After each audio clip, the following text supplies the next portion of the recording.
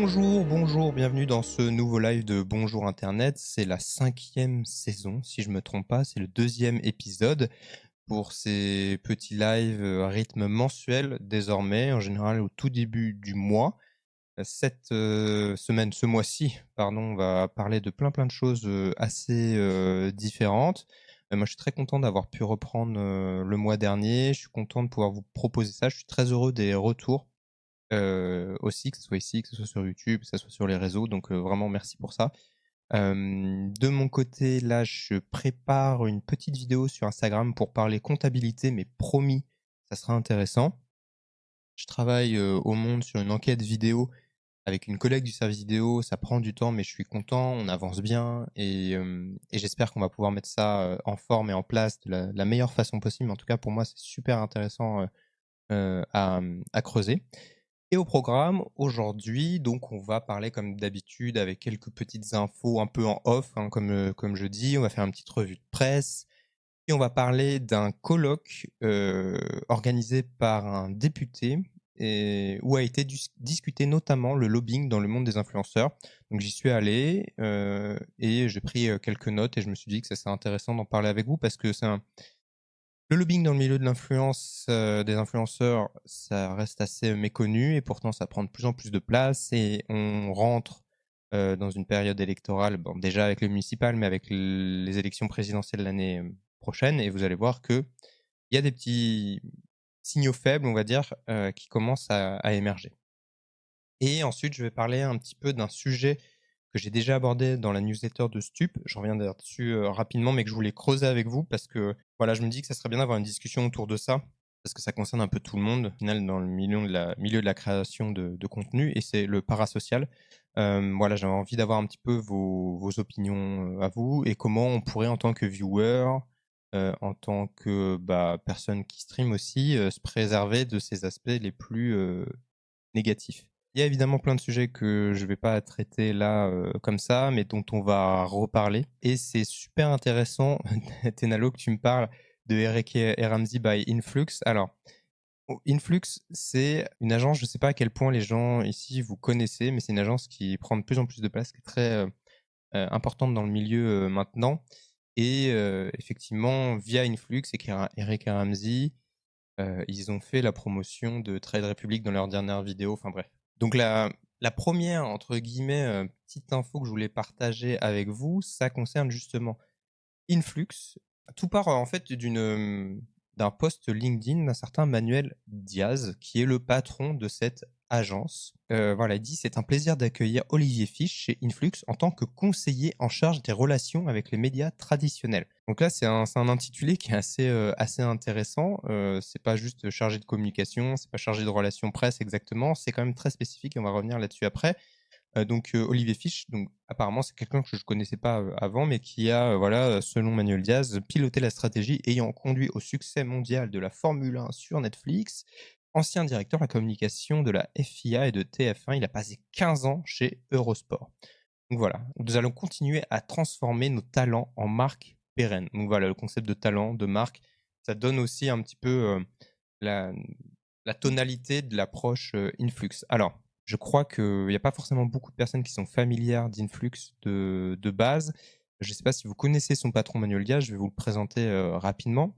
Manuel Diaz, c'est un homme d'affaires qui a fait fortune dans le numérique avec l'arrivée d'Internet en France, principalement avec son entreprise Emakina. Il a accompagné beaucoup d'entreprises à s'emparer d'Internet, entre guillemets, et à se numériser, développer un nouveau marché et une nouvelle clientèle. Il faut aussi savoir que Manuel Diaz, il a été en charge de la campagne numérique de Nicolas Sarkozy en 2012. Voilà. Il était chargé un petit peu de numériser le candidat en 2012. C'était vraiment un petit peu dans la foulée un petit peu de ce que qu'on avait vu avec Obama, tout ça en France. Il fallait aller sur Facebook, etc. Il y a eu plein de tentatives plus ou moins réussies de numérisation en 2012. Ça a pris chez certains et beaucoup plus avec les années. Aujourd'hui, ça n'a plus rien à voir avec ce que c'était il y a 15 ans.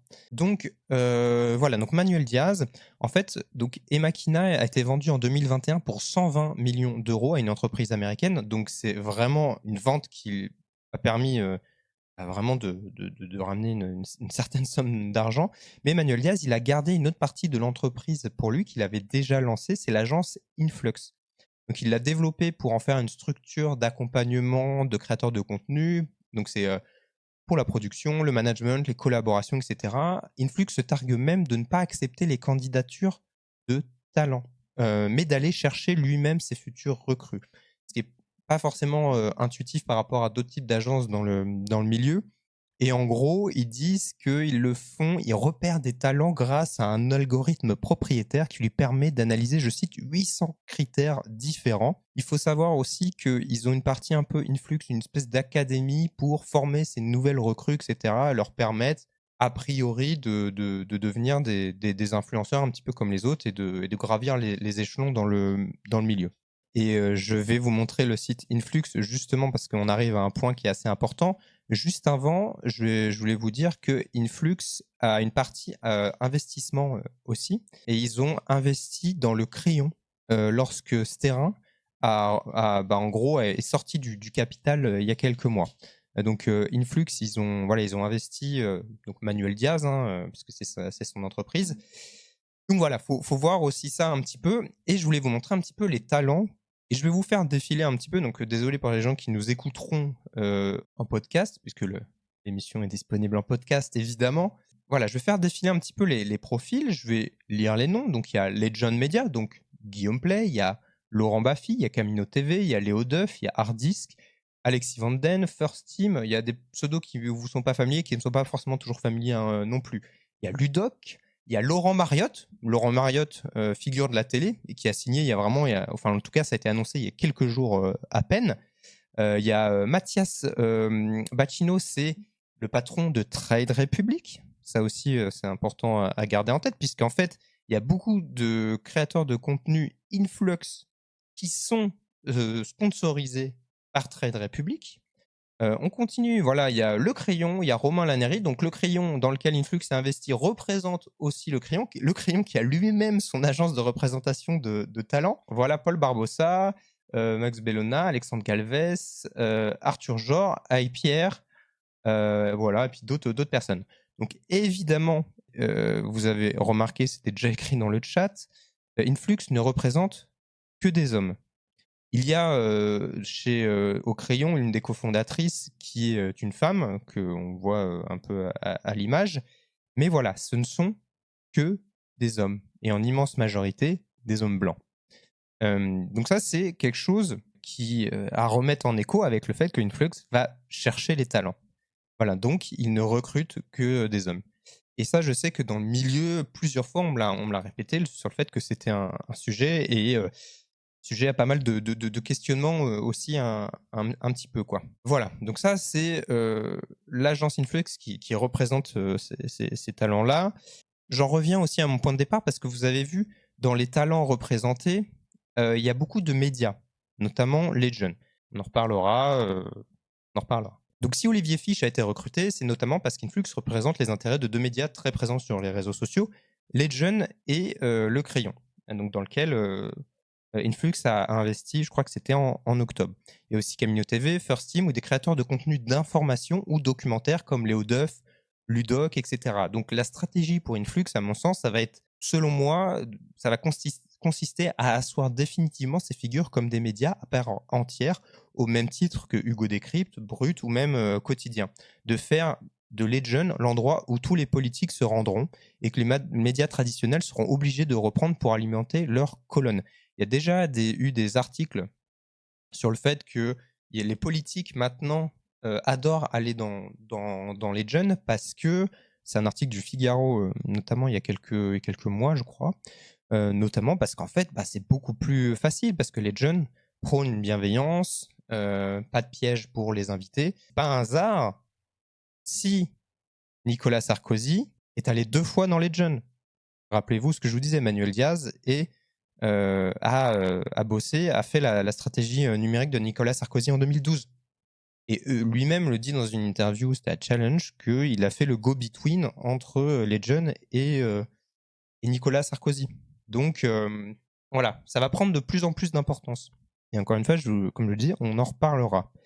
Donc Olivier Fiche va continuer à assurer une couverture presse de ses créateurs, car avoir une couverture média favorable, c'est renforcer leur statut de média légitime auprès du public, mais aussi auprès des marques. Ça, c'est très important. Quand on arrive à décrocher un portrait de créateur de contenu dans les médias, c'est aussi très utile derrière pour dire aux marques: ah, regardez, venez chez nous, vous avez vu, les médias traditionnels reconnaissent ces nouveaux médias, les jeunes, etc.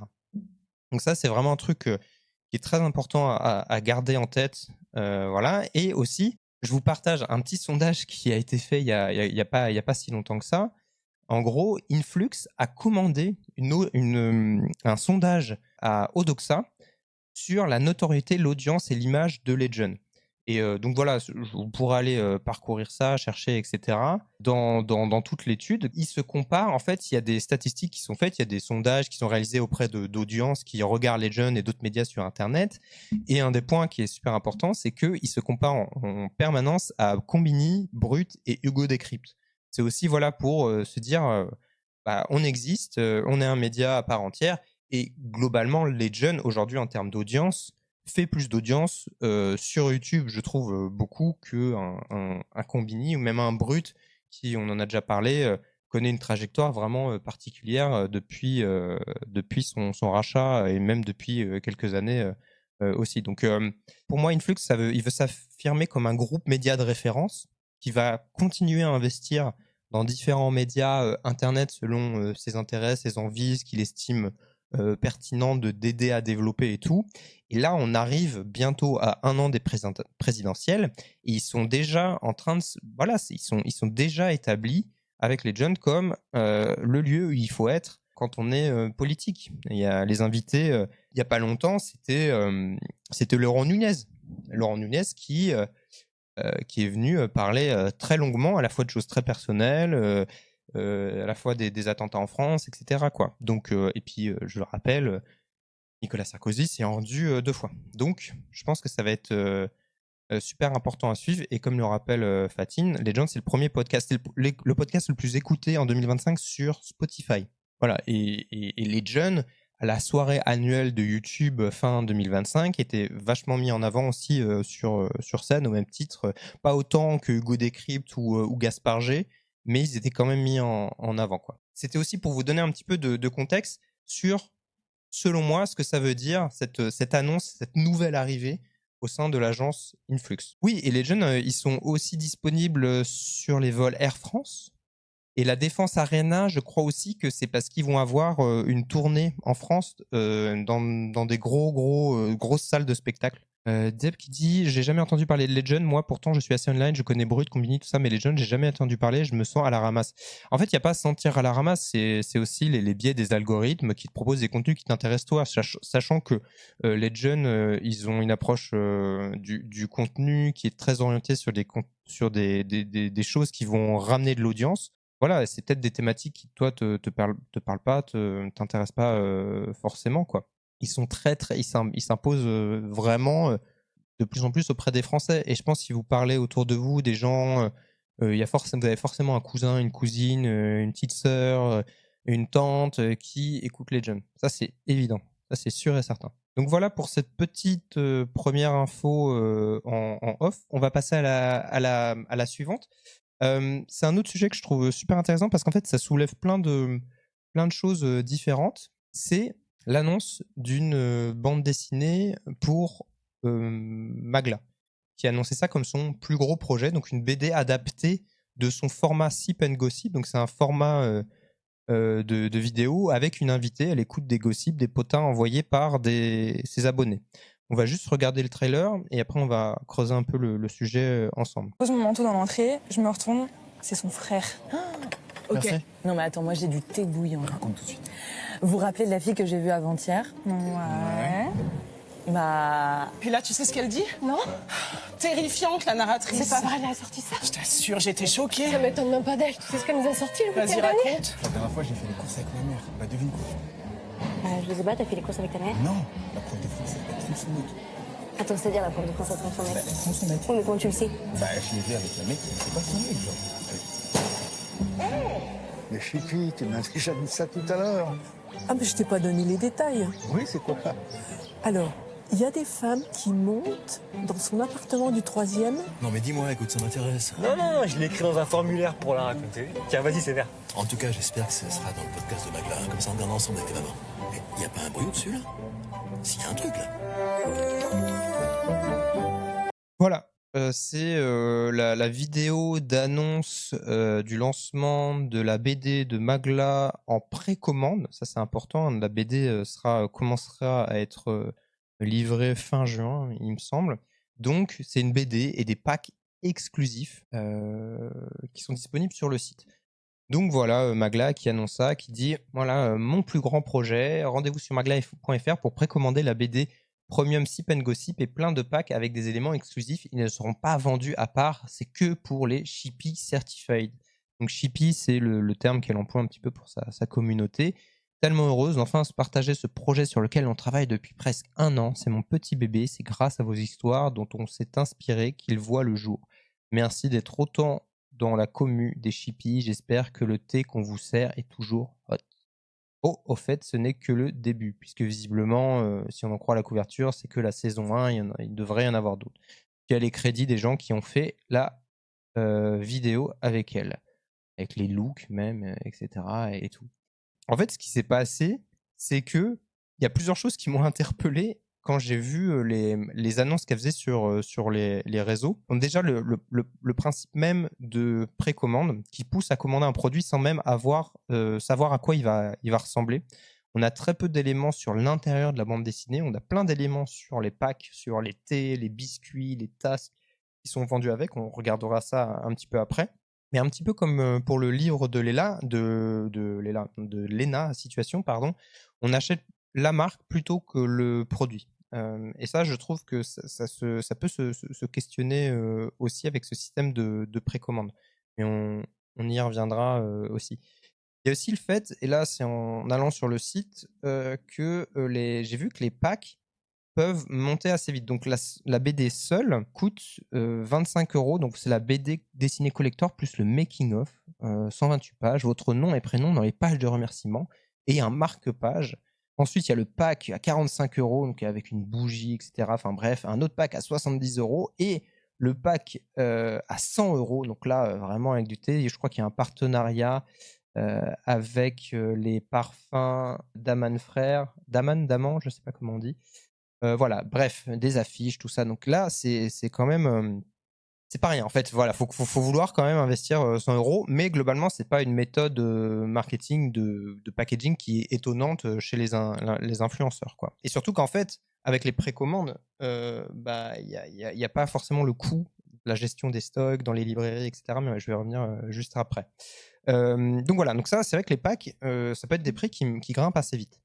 Il y a aussi le fait que cette BD, c'est édité par Link Digital Spirit. C'est une maison d'édition qui s'est spécialisée notamment dans la publication de BD d'influenceurs. Donc là, je vous mets une petite liste non exhaustive, forcément. Là, il y a eu Cyprien qui a fait la BD. Bon, après, on connaît la passion de Cyprien pour la BD, le dessin, etc. et tout.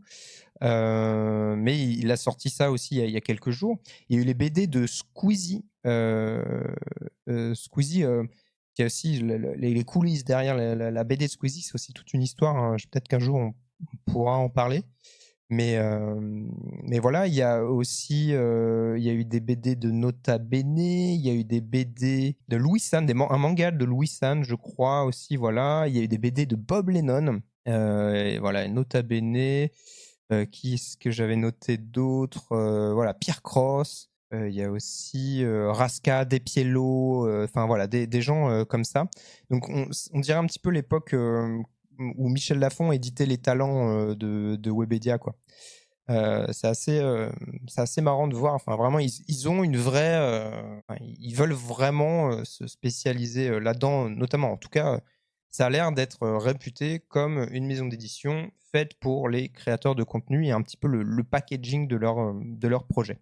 Et enfin, le point qui m'a le plus interpellé, notamment en voyant donc la promo sur les réseaux sociaux, c'est l'absence de crédit de l'auteur et des illustratrices qui bossent sur le projet. C'est pas sur la couverture, c'est pas sur les posts d'annonces. Pour les trouver, il faut aller dans la FAQ du site. Donc si on descend en bas du site, il faut aller dans la FAQ. Et voilà. Donc la plupart des questions, c'est sur le packaging. C'est pas tant sur la BD que sur ce qu'il y a autour. Et donc on apprend que le scénariste de la BD, c'est David Kuhn, je vais le prononcer comme ça, qui lui-même avait bossé sur les BD de Bob Lennon. Donc la personne qui a écrit la BD de Magla est aussi la personne qui a écrit les BD coécrit les BD de Bob Lennon. Je trouve le fact un peu amusant. Et les 4 illustratrices de la BD sont donc Dorine Ekpo, Ludivine Martin, Clémentine Guivarch et Anne-Perrine Couet. J'espère que je prononce bien. C'est dit à peu près nulle part à part ici. Ça pose question, ça en a agacé certains. Ça a relancé un petit peu un débat qui continue de grimper. C'est que font vraiment les influenceurs désormais. On se rappelle un petit peu de la séquence avec Ilan, où il expliquait que il avait eu une espèce d'auteur de concept, un gars qui lui pitchait des concepts, et que un concept qu'il lui avait pitché, et ben en fait Maxime Biaggi venait déjà de le faire, un concept de vidéo YouTube, etc. Et donc ça avait créé tout un débat un petit peu sur un peu les ghostwriters de concepts. Et il y a beaucoup de gens qui disent mais attendez, les influenceurs, voilà, les youtubeurs et tout, ils tiennent plus la caméra, ils écrivent plus forcément. Enfin bref, il y a tout ce sujet-là qui a réémergé. Donc Magla, elle a répondu avec une story, notamment pour assurer qu'elle a travaillé sur le projet. Mais c'est vraiment que le contexte d'édition, le concept de pack, de précommande et même juste d'utilisation d'histoires anonymes, ça a questionné plus d'un dans les commentaires, quoi. C'est vrai que l'accueil a été, j'ai l'impression, globalement positif par la communauté d'abonnés et de fans de Magla. Mais il y a eu aussi beaucoup de retours assez critiques pour l'instant, au point où Magla a dû répondre. Et il s'avère que j'ai discuté par hasard de tout ça avec une illustratrice qui n'a pas bossé pour le projet de Magla, mais qui connaît bien le milieu et la maison d'édition Link Digital Spirit. Et donc, elle m'a autorisé à partager des éléments qu'elle m'avait avec de notre discussion. Je vais vous lire. Elle m'a dit ceci. Le fait que les noms des auteurs et illustrateurs ne soient pas sur la couve ne veut pas forcément dire qu'il n'y a pas de droit d'auteur. En gros, voilà, le droit d'auteur, c'est un terme un peu fourre-tout, mais en gros, le droit commercial est le droit intellectuel, moral, qui lie intrinsèquement l'artiste et sa création. Donc, le fait que les auteurs soient pas sur la couve, comme c'était le cas d'ailleurs pour Squeezie et Blick, où c'était aussi Squeezie présente, je crois, dans mes souvenirs, ça ne veut pas dire qu'il n'y aura pas de droit d'auteur pour les 4 illustratrices et le scénariste. En revanche, il y a des contrats, donc ça c'est toujours l'illustratrice qui me dit ça, il existe des contrats dits de commande où il n'y a pas de pourcentage de droit pour la personne qui le signe, mais c'est très rare dans le milieu de la BD. Sid, si tu es toujours dans le chat, n'hésite pas à amener d'autres éléments aussi, parce que Sid est autrice de BD. Et voilà, mais dit c'est très rare dans le milieu de la BD, même si les montants de droits sont très petits pour les dessinateurs et les auteurs, avec les youtubeurs qui récoltent la majorité des droits accordés aux auteurs, ce pourcentage est encore plus petit pour eux, même si le volume de vente est plus intéressant. On était de l'ordre de 1% pour la BD d'un très gros youtubeur, par exemple. Link Digital est connu pour proposer des pourcentages assez scandaleux pour les artistes et fait miroiter des collaborations avec des youtubeurs pour faire accepter ces pourcentages. Le monde de l'édition dans la BD est assez horrible de façon générale, mais Link Digital, c'est particulier. Pour moi, les youtubeurs qui font ce type de produit, ils voient la BD comme une pièce supplémentaire ajoutée à leur lore, du merch et pas un contenu artistique. Et Link Digital market ça comme du merch. Ils vendent un objet de ton influenceur préféré. Et l'illustratrice me dit aussi que Blick c'est majoritairement vendu en ligne via les commandes en ligne, ce qui permet d'avoir une meilleure rentabilité en se passant des libraires. Il n'est pas rare que les artistes n'aient aucun contact direct avec les youtubeurs. Ils sont traités comme des prestataires. Voilà, donc c'est un peu des éléments que cette illustratrice a accepté de me partager, enfin en tout cas a accepté que je vous repartage pour vous redonner un petit peu de contexte là-dessus. Donc voilà, à voir la bande dessinée, etc. Moi je trouve que c'est effectivement très délicat, mais par exemple j'avais précommandé le livre de Lena Situation parce que dans tous les cas je voulais le lire, mais je pense que parce que ça fait partie de mon travail, mais je pense que si j'avais pas eu cet intérêt pour mon travail à l'acheter, j'aurais attendu la sortie en librairie pour le feuilleter, voir ce que c'est, etc. et tout. Et c'est vrai que le concept de précommande, il peut aussi un petit ouais, poser question parce que je trouve ça important de pouvoir s'intéresser au produit, d'avoir un peu plus d'éléments. Peut-être qu'il y en aura qui seront partagés, des planches, etc. hein, je le souhaite, ne serait-ce que pour voir le travail, le style des illustratrices qui, de leur côté, sur leur compte, ont partagé quelques éléments, quelques dessins de Magla même, il me semble. Mais voilà, c'est en tout cas, je trouve, un sujet qui permet de pas mal relancer certains, on va dire, débats ou certaines discussions sur l'implication des créateurs de contenu, les personnes qui les entourent et la visibilisation du travail des personnes qui les entourent, quoi. Et oui, effectivement, Loïchi, tu viens de le dire, ça ne veut pas dire que là, ce que je vous ai partagé de la part de l'illustratrice, ça s'est passé comme ça pour Magla. C'est des éléments contextuels, hein. Je me rappelle, elle n'a pas travaillé sur la BD de Magla. Mais moi, je serais curieux de voir la suite, de voir la BD, de voir comment ça va être accueilli. Et comme toujours avec les créations, on va dire physiques de créateurs de contenu, est-ce qu'il y aura juste des gens qui feront une critique et quand je dis critique, c'est pas forcément positif ou négatif, mais une critique de la BD, juste de dire est-ce que c'est bien fait, est-ce que c'est bien dessiné, est-ce que les histoires sont intéressantes, est-ce que on sent la démarche artistique derrière, etc. Je pense que c'est important aussi de garder ça en tête quand il y a un objet culturel, une œuvre qui nous est présentée, quoi. Comme on le fait pour d'autres œuvres de cinéastes, d'autrices et d'auteurs de romans, quoi, tout simplement. On peut aussi relier ça dans les usages de ces dernières années, comme la musique, où on précommande des albums pack collector sans connaître l'œuvre. Oui, c'est vrai, t'as raison, Fatine. C'est quoi l'intérêt de partager les illustrations en 4 ? Donc en fait, il y a plusieurs histoires dans la BD. Je crois qu'il y a 8 histoires. Et donc, j'imagine que chaque illustratrice en a illustré 2.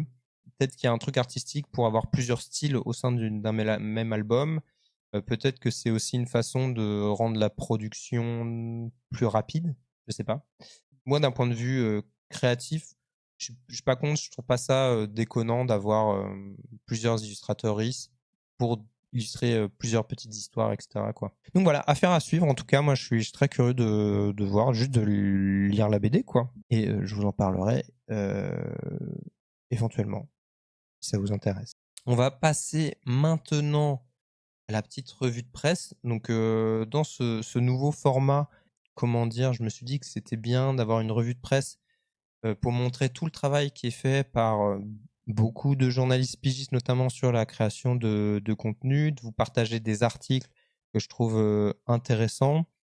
Et puis, ouais, juste valoriser un peu le travail qui est fait dans les médias, qui est toujours très maigre, je trouve, par rapport à la quantité de sujets qu'on pourrait traiter tous les jours et toutes les semaines sur le sujet. Mais voilà, il y a des articles, je trouve, qui méritent de la visibilité, donc je vous en parle aussi. La première, c'est une enquête de Lorraine Poupon, et qui a fait une enquête sur BetterHelp, tout simplement, pour Mediapart, et sur voilà, donc l'ubérisation de la santé mentale servie par les influenceurs. Donc voilà, BetterHelp, je pense que vous avez toutes vu au moins passer une fois une pub pour ce service qui est à la fois très cher, qui en plus derrière a des mécaniques de conditions de travail pour les psys qu'il y a derrière qui sont vraiment compliquées. Enfin, tout est décrit hein, dans l'article, je vais pas trop vous spoiler, mais voilà, il y a c'est des gros influenceurs. Hein. Shera Keriensky en a fait la promotion en France. Et ce qui est fou, c'est que depuis des années, il y a eu plein de vidéos qui ont démonté un peu les mécaniques et le fonctionnement de BetterHelp en montrant un peu les biais, etc. Parce que tous les enjeux de la prise en charge de la santé mentale des gens, des jeunes notamment, qui sont vachement ciblés sur les réseaux sociaux. Je crois qu'il y a une liste, je sais plus, il faudrait que je la retrouve, mais je crois que je me demande si c'est pas directement sur le site de BetterHelp, de tous les créateurs de contenu qui ont fait la promotion de BetterHelp, il y en a des centaines, hein, et de certains qui sont très respectés aux États-Unis, des Johnny Harris, etc., ont régulièrement fait la pub de BetterHelp. On voit le manque de porosité entre certaines alertes d'ailleurs, oui. Voilà, et effectivement, comme le dit Redja, c'était limite un mème aux US, BetterHelp. Et pourtant, ça continue, voilà, etc. Donc, ouais, c'est important de continuer quand il y a comme ça une nouvelle société, une nouvelle entreprise qui émerge, juste de googler, de regarder sur YouTube ce qui s'en dit, etc. Voilà, de faire attention aux sources, évidemment. Mais voilà, je suis très content que l'article ait été fait, que Lorraine ait pu trouver les ressources, les témoignages parce que en fait, vraiment, ça questionne. Et d'un point de vue économique, c'est pas forcément plus intéressant du tout que des séances avec des psys en visio quand c'est pas possible en physique, mais vraiment. Moi, je trouve ça assez fou que une plateforme comme ça ait autant de place. Et puis surtout que derrière, ça veut dire que les agences et les influenceurs qui font ce genre de partenariat ne se renseignent vraiment pas du tout en ligne, parce qu'il suffit de quelques clics sur Google pour savoir que cette entreprise questionne, notamment dans le traitement des données personnelles des clients. Hein, ça, je ne l'ai pas dit, mais c'est très important. Il suffit de juste faire quelques recherches en fait. Et il y en a qui disaient qu'ils ne savaient pas, qu'ils n'avaient pas vu, etc. Et effectivement, Dolly, on imagine qu'ils payent bien, mais ça veut dire soit ils ne savent pas s'enseigner et donc il y a un vrai problème de vérification de la fiabilité et de la viabilité des marques qu'ils vont mettre en avant dans leur contenu, soit ils l'ont vu et ils s'en fichent. Donc dans tous les deux cas, c'est assez c'est problématique, quoi. Effectivement, maintenant pour beaucoup et notamment pour des personnes comme Claire, c'est assez red flag de voir quelqu'un en faire la promotion. Un article de Politico qui analyse un peu la mise en place d'une relation plus officielle et privilégiée entre la LFI, entre la France Insoumise et les influenceurs. Donc évidemment, ils n'aiment pas le parallèle qui est fait avec Trump et l'accueil d'influenceurs conservateurs, on va dire, à la Maison-Blanche, au détriment des journalistes qui jusque-là avaient à leur place lors des conférences de presse notamment. Voilà, on sent que la présidentielle est lancée, on sent que LFI, comme depuis des années, ils savent que les réseaux sociaux ont joué un rôle important. Et donc, voilà, c'est un article donc, d'une journaliste qui s'appelle Clara Durand, qui, je vais en reparler juste après, était invitée au colloque, dont je vais vous résumer un petit peu le propos dans quelques minutes. Et voilà, en fait, voilà, il y a aussi, évidemment, il y avait des médias, etc., mais il y a déjà le SNJ, donc Syndicat National des Journalistes, qui émet des réserves sur un petit peu le choix de mettre en avant des influenceurs plutôt que des journalistes traditionnels. Voilà, ça crée pas mal de remous. Donc, je vous encourage à regarder ça, à suivre. Et ça va être super intéressant de voir aussi comment peut-être d'autres partis vont essayer, dans les mois qui viennent, d'embarquer avec eux des créateurs de contenu. Voilà, il y en a certains créateurs de contenu qui sont évidemment giga réticents à être politisés et tout, mais j'ai l'impression que les digues sautent peu à peu et que ça va être de plus en plus assumé dans un camp comme dans l'autre. Il y a un replay sur voilà, c'était une audition au Sénat, donc sexisme, streaming et jeux vidéo, la parole aux joueuses. Donc il y a notamment donc il y a des journalistes, Clémence Duno que je connais un petit peu, qui est journaliste spécialisée en jeux vidéo. Il y a Mama Paprika qui est streameuse. Il y avait aussi Ultia, Anna Bressan, je crois qu'elle est professionnelle du milieu du jeu vidéo.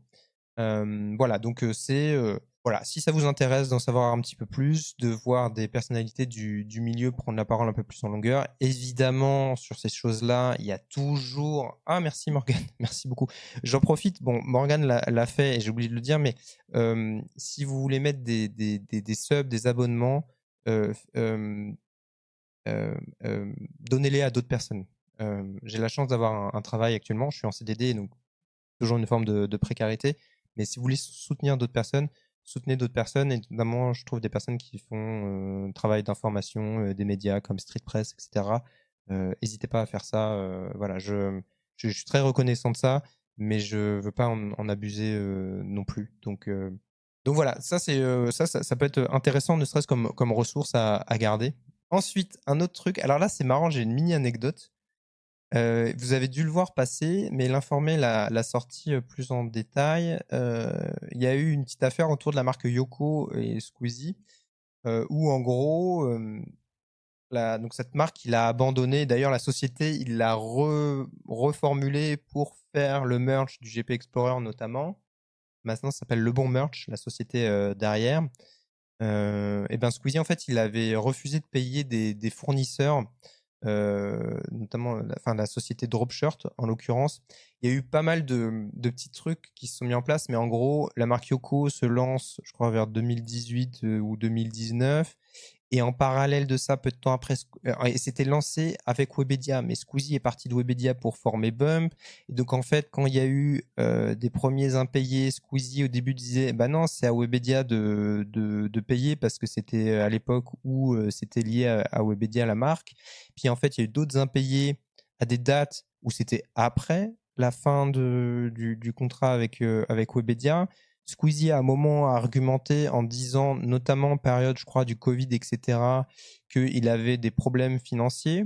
Voilà, donc l'article rappelle que Squeezie est quand même multimillionnaire, donc il y a eu pas mal d'allers-retours, etc. Il y a eu un premier jugement, puis un deuxième dont la pénalité pour Squeezie était plus lourde que lors du premier jugement. Donc voilà, et ça s'est réglé finalement en septembre dernier. Et ça me fait rire, enfin ça me fait rire, non, ça me fait pas rire, mais c'est un peu amusant pour moi parce qu'en fait, le jugement, je l'avais récupéré il y a des mois de ça maintenant, et j'attendais de trouver la bonne façon d'en parler. Il y a eu des soucis, j'ai vu avec le merch Gentlemate récemment.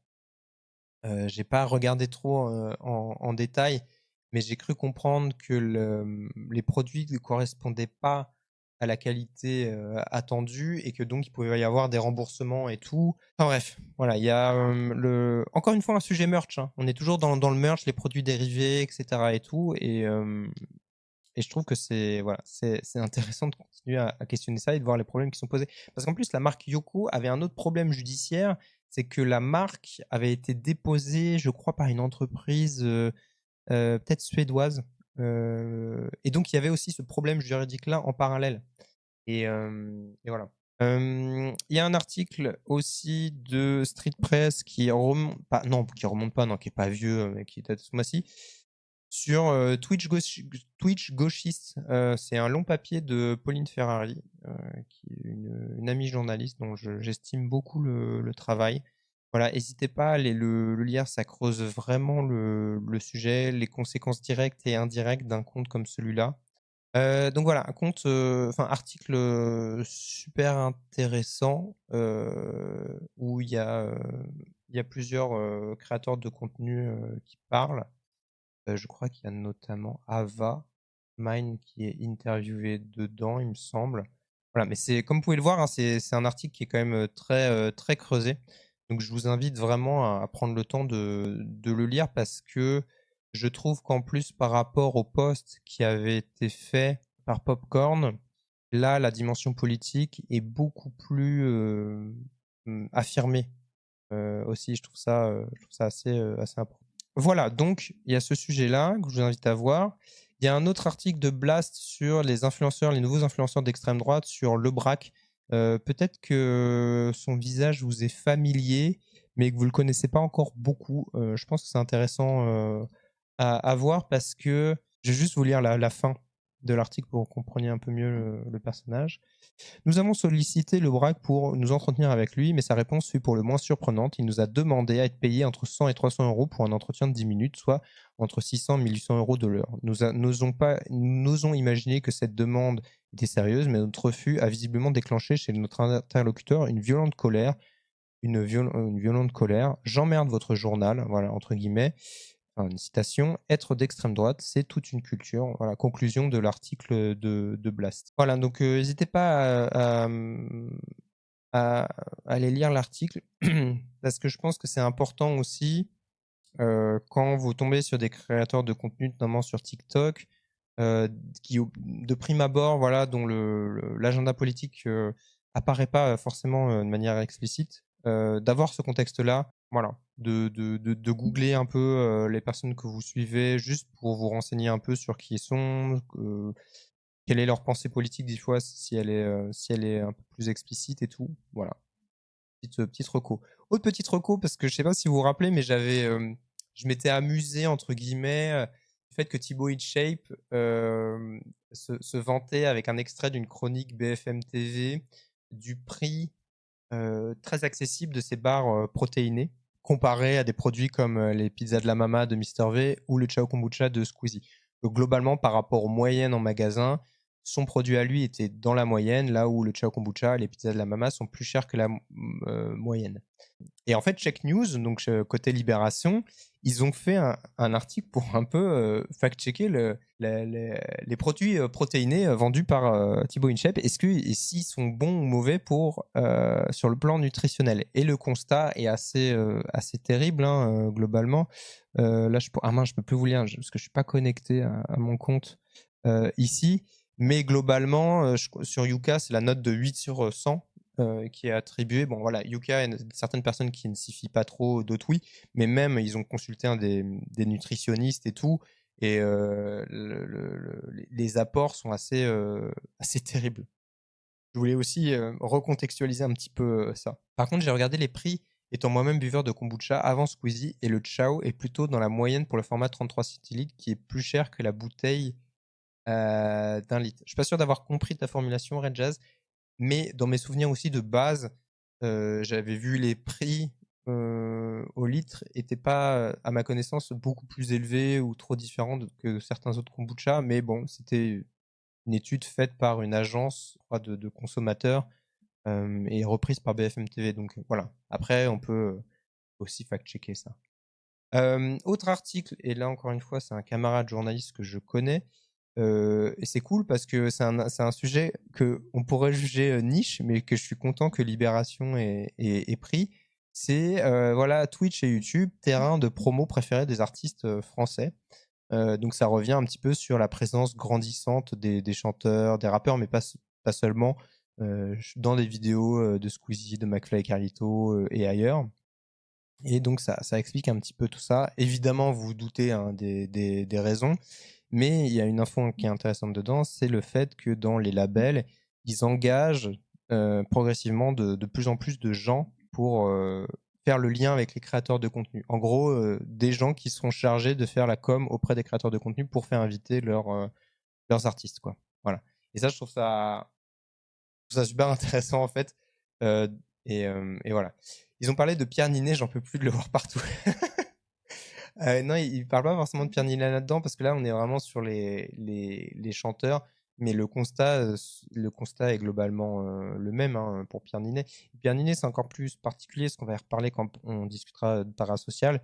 Lui, il y a une dimension supplémentaire de mise en scène de lui-même et pas seulement mise en scène de lui-même via des créateurs de contenu comme Loris Giuliano, etc. Alors bon, cet article-là, bon, moi, je vais pas faire genre, j'ai pas appris grand chose dans cet article-là, dans le sens où j'ai fait un article sur ce sujet-là en décembre, mais le Figaro a à son tour parlé des créateurs de contenu d'information, où il y a des témoignages, notamment de Monsieur Géopolitics, que je vois pas assez dans les médias, je trouve, en termes d'interviews. Donc voilà, c'est intéressant. Il y a Justine Rex qui parle aussi, et évidemment comment se placer dans l'ombre un petit peu de Hugo Décrypte qui domine ce sujet-là. Donc voilà, il y a cet article-là. Petite vidéo aussi, j'en profite. Alors, il y a la journaliste indépendante Taylor Lorenz qui est critiquée à certains égards, hein, des fois pour ses méthodes ou ce genre de choses. Parce qu'elle travaille beaucoup sur la culture web, les influenceurs et tout. Elle a sorti un livre sur le sujet. Et voilà, donc aux États-Unis, elle est très réputée sur le sujet de la création de contenu. Et en fait, elle a fait une petite vidéo pour parler des licenciements de masse qui ont eu lieu au Washington Post à cause de Jeff Bezos. Donc Jeff Bezos, propriétaire d'Amazon, multimilliardaire, qui avait racheté le Washington Post de ça il y a quelques années et qui a décidé de faire des coupes chez les employés, enfin vraiment de virer énormément de personnes et de supprimer beaucoup de postes de correspondants, notamment Moyen et Proche-Orient. Voilà. Donc dans le contexte actuel avec ce qui se passe en Iran et tout, voilà, ça a des conséquences dans le traitement de l'information. Et bref. Et là, elle parle du fait qu'il y a beaucoup de gens, des journalistes des fois, ou des gens sur Internet, qui disait un peu aux journalistes du Washington Post et aux journalistes de manière générale quand ils se font virer de leur rédac, en mode genre, mais lancez-vous dans la création de contenu, lancez votre newsletter, faites des vidéos YouTube, etc. et tout, comme si c'était la solution, comme si c'était un truc, une évidence, comme si c'est de là qu'allait venir leur salut dans leur carrière pour ces personnes qui se retrouvent au chômage du jour au lendemain.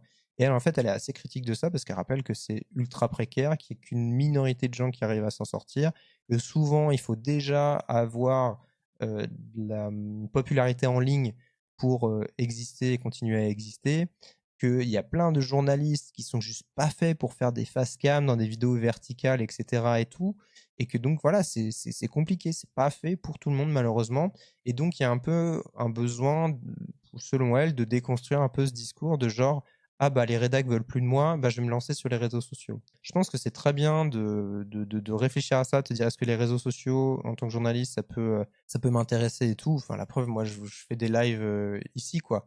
Et donc voilà, je pense il faut continuer un petit peu à déconstruire ça, notamment parce qu'il y a beaucoup de jeunes qui sortent d'écoles de journalisme et qui veulent plus forcément passer par des rédactions, qui veulent se lancer sur les réseaux sociaux. Et je les comprends en un sens parce que l'économie des médias, le recrutement dans les rédactions, il est catastrophique. Il est comment dire, assez opaque, inégalitaire. Il y a un manque de diversité dans les rédactions qui est vraiment frappant.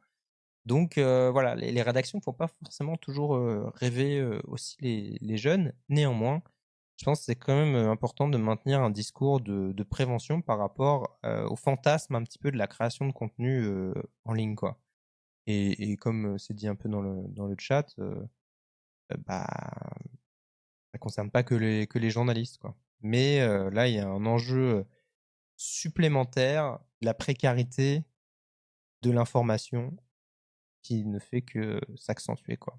Très bonne vanne, Sid, merci pour ça, c'est très drôle. Elle a dit Opaque Gangnam Style. Voilà, tu nous ramènes en 2012, à cette époque bénie où il y avait à la fois, enfin une époque bénie, j'ironise, hein, je suis très ironique, hein, où il y avait à la fois le milliard de vues pour la chanson, les rumeurs sur la fin du monde et les manifs contre le mariage pour tous. Donc vraiment, c'était une époque. Voilà, bref, allez, on va avancer un petit peu. Enfin, ouais, bref, j'ai une collègue, je vous conseille rapidement, et c'est une collègue qui elle a écrit le portrait d'un youtubeur de 67 ans, voilà, qui est allé à la Tour d'Auvergne et Besse et Saint-Anastaise dans le Puy-de-Dôme pour écrire le portrait de ce monsieur Guy Gatignol. Voilà, il y a une prod photo qui est assez marquante aussi. Je vous préviens, on voit des cochons grillés morts dans les photos, donc voilà, je préfère prévenir.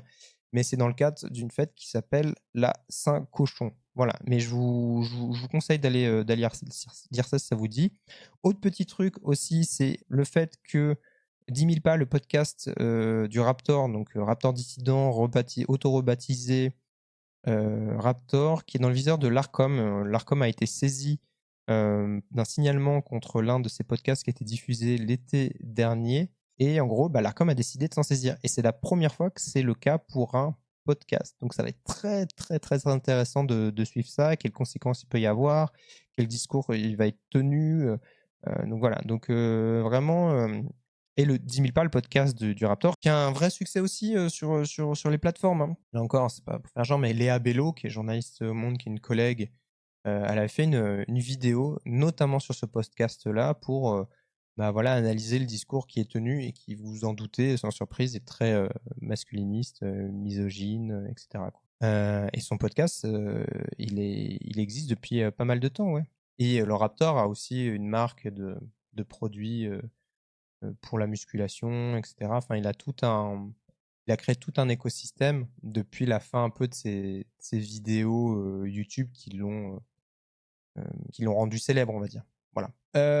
Voilà, petit article qui est pas très long au final, je sais pas, voilà, mais c'est petit rappel, un article du Figaro qui rappelle que les influenceurs pullulent encore les arnaques. Alors le titre, attendez, le titre il est trop bien, attendez, mais le titre il est raté. Je viens de me rendre compte que le titre c'est Arnaque, malgré la loi, les influenceurs pullulent encore sur les réseaux sociaux.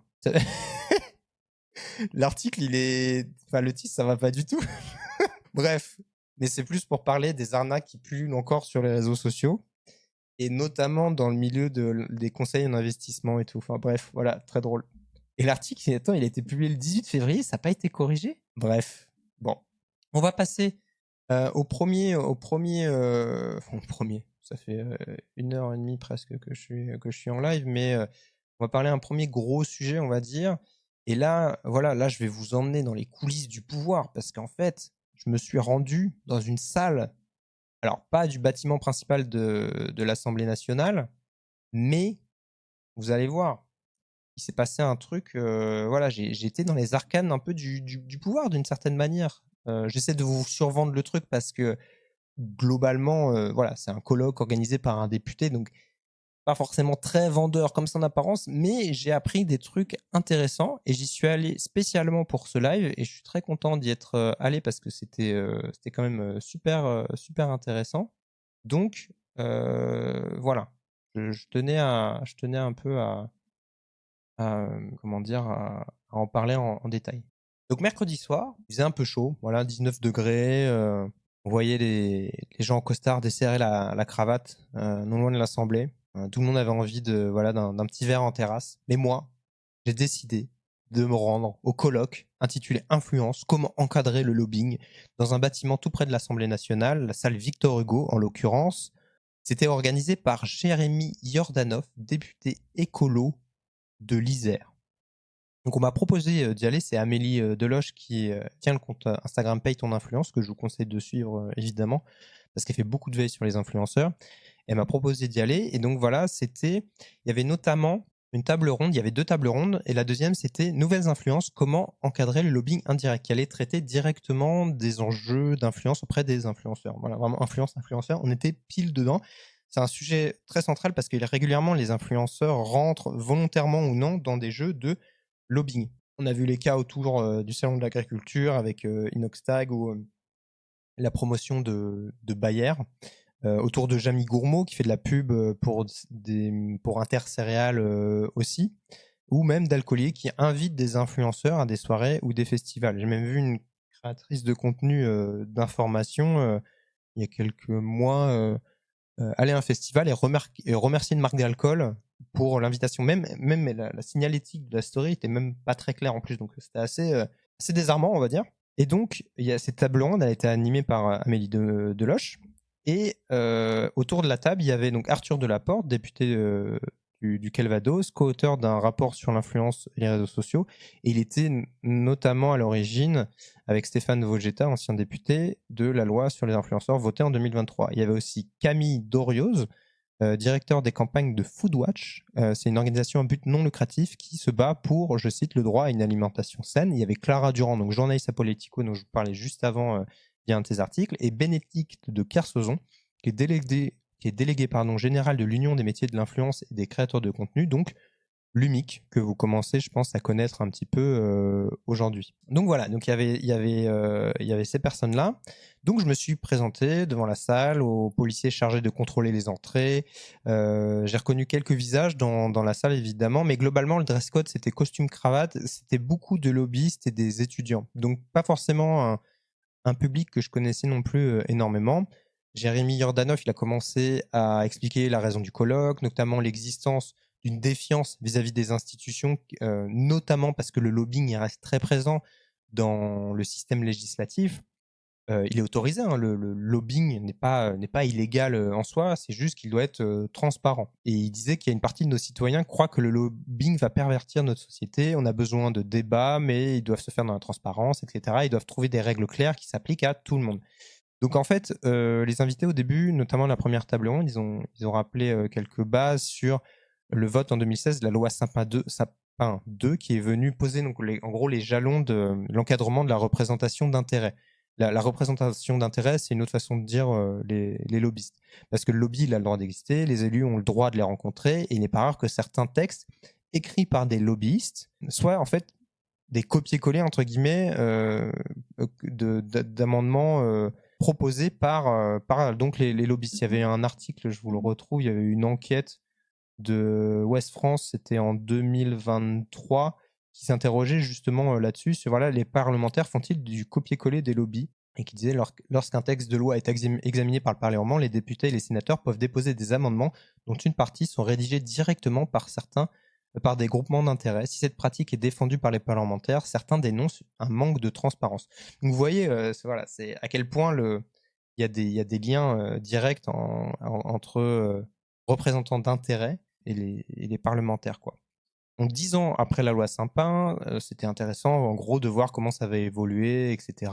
Il y a eu une première table ronde, donc là je vais passer un peu plus rapidement dessus parce que c'était assez technique, mais il y avait notamment le président de la HATVP, donc c'est la Haute Autorité pour la Transparence de la Vie Publique. Ça a été créé en 2013 et ça a été renforcé par la loi donc, de 2016. Et ça permet notamment d'accéder aux déclarations d'intérêt des députés, de tenir un répertoire des représentants d'intérêt, des lobbyistes donc, mais aussi de l'influence étrangère. Enfin bref, vous pouvez aller sur le site si ça vous intéresse.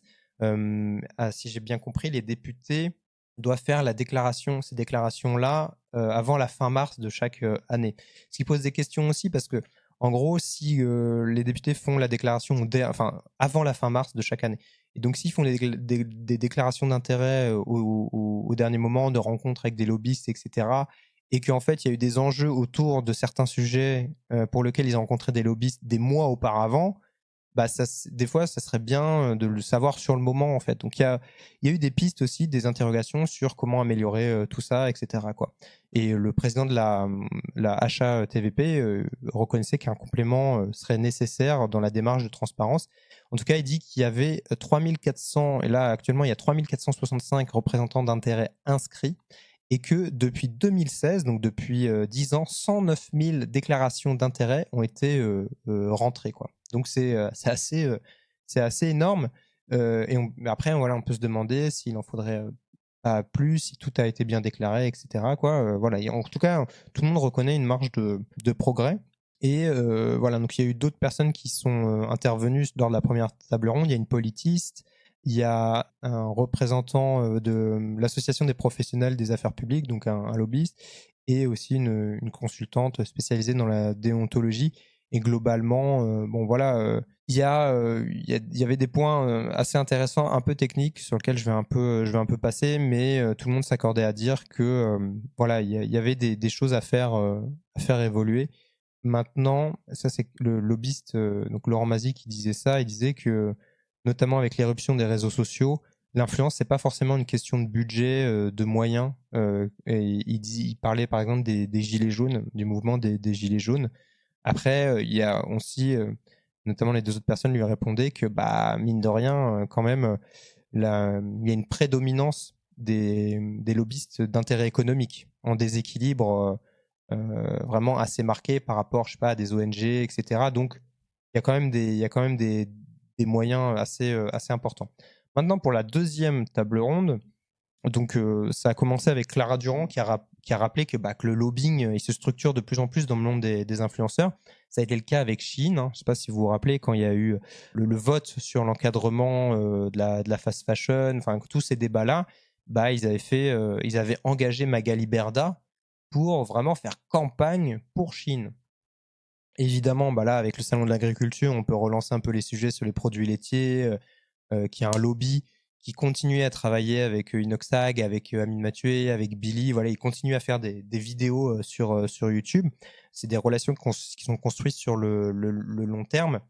Je pense que les produits laitiers, c'est devenu une figure vraiment presque banale dans le milieu de l'influence. Et Intercéréales, pareil, ils travaillent beaucoup. Ils ont travaillé avec Jamie Gourmaud, avec des gens de chez Webedia, etc. Donc voilà. Et puis, il y a évidemment les lobbies, les alcooliers, les lobbies de l'alcool, qui font des partenariats depuis longtemps. Et selon Clara Durand, ils n'ont pas attendu, en gros, la loi pour continuer à monter un récit sur l'alcool festif et glamour. Je pense que vous continuez à voir un petit peu ça sur les réseaux sociaux. Et il y a des associations comme Addiction France qui vraiment font un travail de fond pour essayer de réguler ça, ou en tout cas de faire des rappels à la loi E20, qui en fait une loi existe depuis longtemps et qui s'applique sur le papier, en tout cas aux réseaux sociaux, quoi. Les produits laitiers sont maintenant les seuls amis qui me restent désormais, Cassandale. Et écoute, je te souhaite de faire d'autres rencontres. Voilà. Quelle est la différence entre le lobbyisme et l'influence en général? Alors Strobil, je suis pas sûr de comprendre ta question, sachant qu'en plus, en termes de champ lexical, l'influence, il y a aussi l'influence marketing, les influenceurs, le côté créateur économie, la créateur économie, etc. Mais l'influence, alors le lobbying, en fait, le lobbying, j'ai l'impression, de ce que j'en comprends en tout cas, c'est vachement porté sur un truc économique, industriel, par rapport à, je sais pas, des produits alimentaires, par rapport à de l'alcool, ce genre de choses. L'aspect influence, on en parle pas mal pour influence étrangère, quand il y a des tentatives d'influence de la part de pays étrangers, notamment dans le cadre de campagnes électorales, etc. Il n'y a pas longtemps, il y avait un consortium de rédactions en Afrique, en lien avec d'autres rédactions dans le monde, qui ont montré que la Russie avait fait un nombre de campagnes d'influence indirecte, je crois via des réseaux sociaux ou ce genre de choses, en Afrique, dans plusieurs pays africains, un truc qui était assez impressionnant. Et par contre, effectivement, bonne remarque de Tom, le lobbying, les lobbyistes, c'est très large, en fait. Les ONG, tout ce qu'on appelle plaidoyer, etc. et tout, c'est aussi des lobbyistes. Le lobbying, c'est pas forcément un gros mot, hein, comme on peut l'entendre de manière générale, quoi. Je sais pas, Greenpeace, ils font du lobbying aussi au niveau européen pour, voilà, en faveur de, je sais pas, la planète, etc. Enfin, bref, on peut discuter de ça pendant longtemps, mais voilà quoi. L'UMIC, qui est la fédération des créateurs de contenu, c'est une forme de lobbying, c'est du lobbying aussi. Voilà, il y a des associations qui font du lobbying, donc c'est assez large. Mais il y a une prédominance, que je vous disais, dans les moyens pour les industriels et les marques, qui est assez important, quoi. Il y a Camille Dorios donc justement de Foodwatch qui disait que là, c'est très difficile à réguler cette volonté d'influence sur les réseaux sociaux, parce que maintenant, pour vendre un produit, maintenant on vend plus un contrôle du narratif, du récit commun via les réseaux sociaux. Et donc voilà, il parle de la montée d'Intercéréales qui monte énormément, notamment sur la scène e-sport. Et pour eux, voilà, ils développent via certaines structures des récits pour contrôler le narratif et se donner une bonne image. Et il disait qu'en gros, voilà, c'est des chiffres peut-être à vérifier, mais il disait que Coca, c'est 13 milliards de budget dans les pubs en Europe, c'est 4 fois le budget de l'OMS. Donc il rappelle un petit peu ce déséquilibre-là. Et Intercéréales et l'e-sport, ça faudrait regarder, mais Intercéréales, des fois, il y a des lobbies qui lancent des comptes, genre en mode, là je dis un nom au hasard, mais genre les céréales c'est génial. Ils lancent des comptes sur les réseaux sociaux qui vont piloter les partenariats, les collaborations commerciales. Et des fois, on n'a pas toujours le nom du lobby, de la structure, de manière explicite. C'est vachement utilisé. Le CNIEL, voilà, j'aime la viande par Interbev, et le CNIEL, c'est les produits laitiers, ils ont lancé ce truc-là, mais je me rappelle d'autres vidéos où c'était des trucs, des campagnes en mode genre, j'adore le fromage, et derrière il y avait des lobbies en fait. Donc ça peut être aussi comme ça. Et il y a Bénédicte de Kersauzon, donc de l'UMIC, qui a raconté des trucs super intéressants. Elle dit qu'il y a une forme d'instrumentalisation, surtout autour de l'alcool. Elle dit qu'on a mis 1 an à comprendre ce qui se passait, à comprendre vraiment la mise en place de la loi E20. Donc ça a mis du temps pour les influenceurs à comprendre un petit peu comment appliquer cette loi sur les réseaux. Et les alcooliers présentaient des dispositifs loi E20 friendly aux influenceurs, donc des dispositifs qui s'appuyaient donc en gros sur la méconnaissance juridique des créateurs de contenu, en leur disant mais en gros, tiens voilà, tu peux plier comme ça, t'inquiète, c'est loi E20 friendly, il y a aucun souci et tout, ça va passer. Et en fait, c'était pas le cas. Donc ça, c'est vraiment un gros sujet. Et elle a aussi évoqué le fait qu'il y a des marques qui se protègent en proposant pas de contrat, soit en incluant des clauses très lourdes qui vont remettre la responsabilité sur l'influenceur. Donc voilà, il y a des gros sujets qui doivent être adressés encore.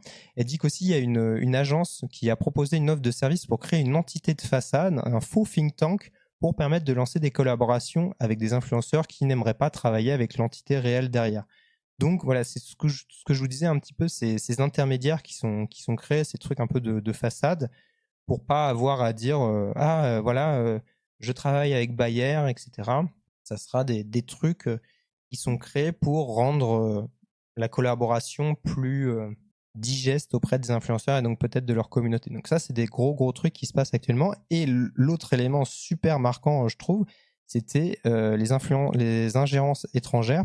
En gros, elle parlait d'attaques subtiles récemment, où en gros, des influenceurs étaient contactés pour mettre en avant des causes et des narratifs qui semblent très vertueux sur le papier, des influenceurs à qui on fournissait des kits médias pour encourager à aller voter. Alors là, elle n'a pas encore trop d'éléments parce que l'enquête est un petit peu en cours. En gros, il y avait un fonds européen localisé à l'étranger derrière, et elle disait que c'était assez sournois en fait, et donc que derrière une prise de contact ou le fait d'inciter à aller voter, bah, c'est très... ça peut être vertueux, quoi. Et en fait, derrière, il y avait des enjeux plus profonds, quoi. Et ça va... Il y a une crainte que ça se multiplie à l'approche des élections présidentielles, notamment, quoi. Et là, cette campagne-là, c'était en lien avec les élections municipales, hein, je le précise. Il y a aussi Arthur Delaporte qui a parlé un petit peu, qui disait... qui rigolait en disant que la tribune des influenceurs au moment du vote de la loi en 2003, qui avait été très mal accueillie, dont Squeezie avait dû se désolidariser en disant qu'il n'avait pas lu le texte, etc. Il a dit bah, au final, cette tribune de l'UMIC, ça s'est retourné contre eux et ça a été un très bon argument pour nous. En gros, voilà, il dit je remercie l'UMIC d'avoir raté sa campagne d'influence, sa campagne de lobbying au final, parce que ça les a aidés à faire mieux passer la loi, quoi. Mais il parlait que tout du long de la construction de la loi, et ben il y a eu des influences sur l'alcool, notamment, avec des députés liés à des alcooliers qui menaçaient de ne pas voter le texte s'il y avait des restrictions supplémentaires par rapport à l'alcool. Après, c'est vrai que la loi E20 existe, mais il y a toujours l'enjeu de comment l'appliquer. Alors, il y a une question, Alix. Mais des influenceurs donnaient des consignes de vote ou juste un appel au vote? Alors, c'est ça qui est un petit peu pernicieux. Et là-dessus, elle n'a pas pu donner plus d'éléments à ce stade. Visiblement, c'était un appel au vote global, pas sans couleur politique explicite.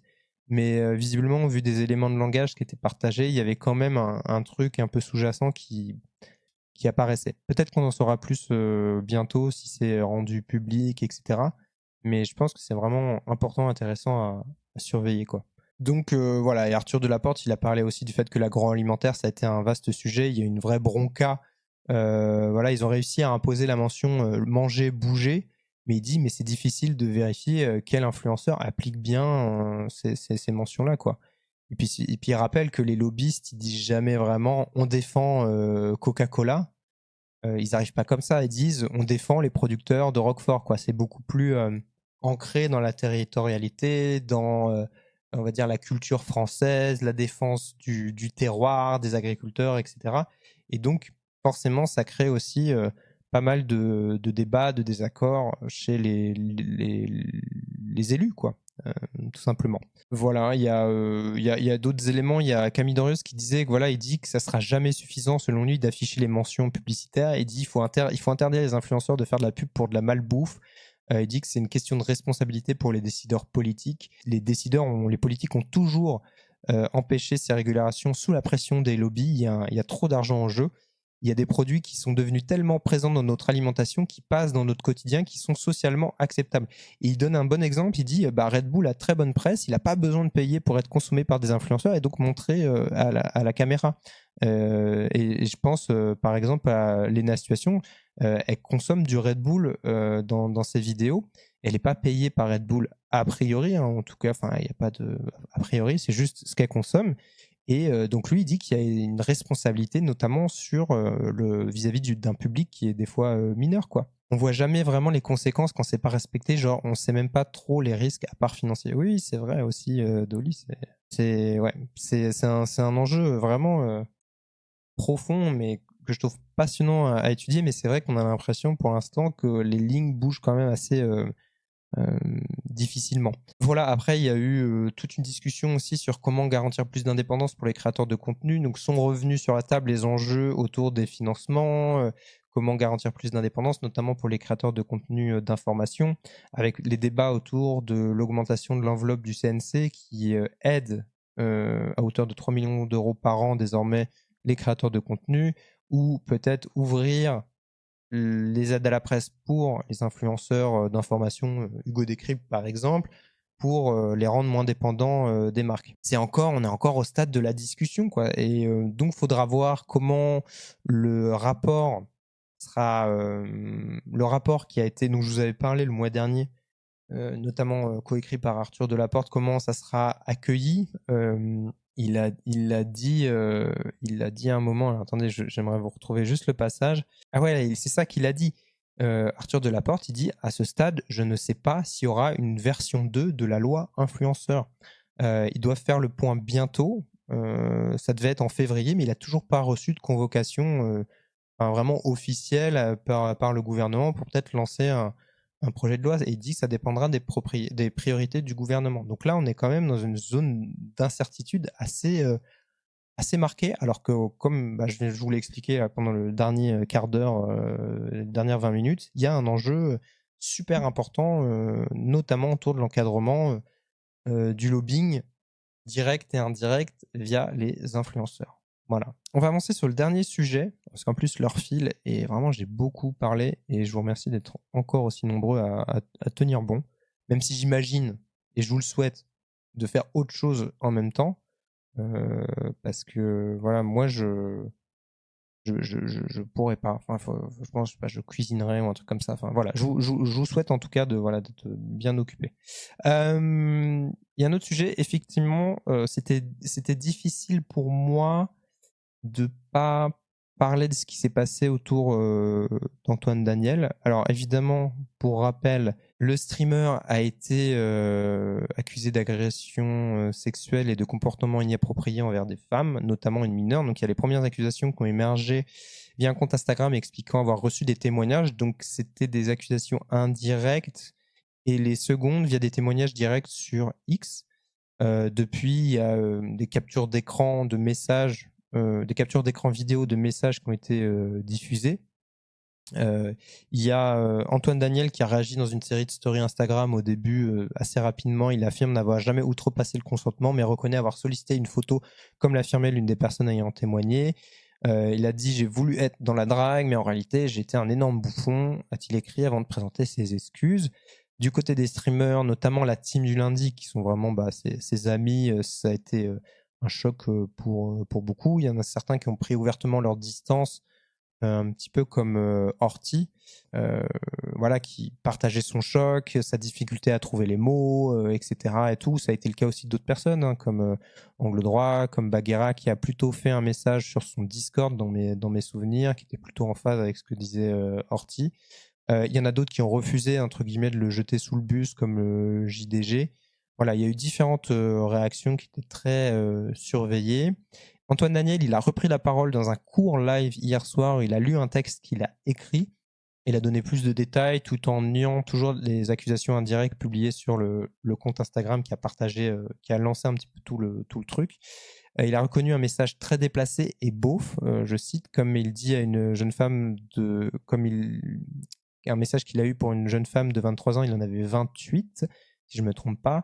Il a aussi parlé d'un flirt qui n'avait pas été évoqué jusque-là, un flirt qui s'était entamé avec une jeune femme de 17 ans quand il en avait 23, avant d'y mettre fin en comprenant que ce n'était pas normal. Enfin voilà, avec l'accord de la jeune femme, il en a parlé. Et voilà, et puis il a beaucoup aussi parlé de comment il se sentait à cette époque-là, de ses valeurs, etc. Et je voulais aussi vous montrer cet extrait. J'ai pensé à contacter les victimes pour m'excuser directement et voir comment je pouvais offrir réparation.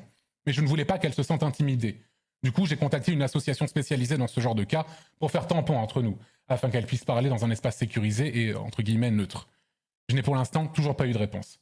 Je profite du coup de cet instant pour inviter les personnes concernées, si elles le désirent, à me contacter si elles veulent en parler, que ce soit directement ou par le biais d'une association, savoir ce que je peux faire pour réparer ce qui a été brisé en elles par mon attitude.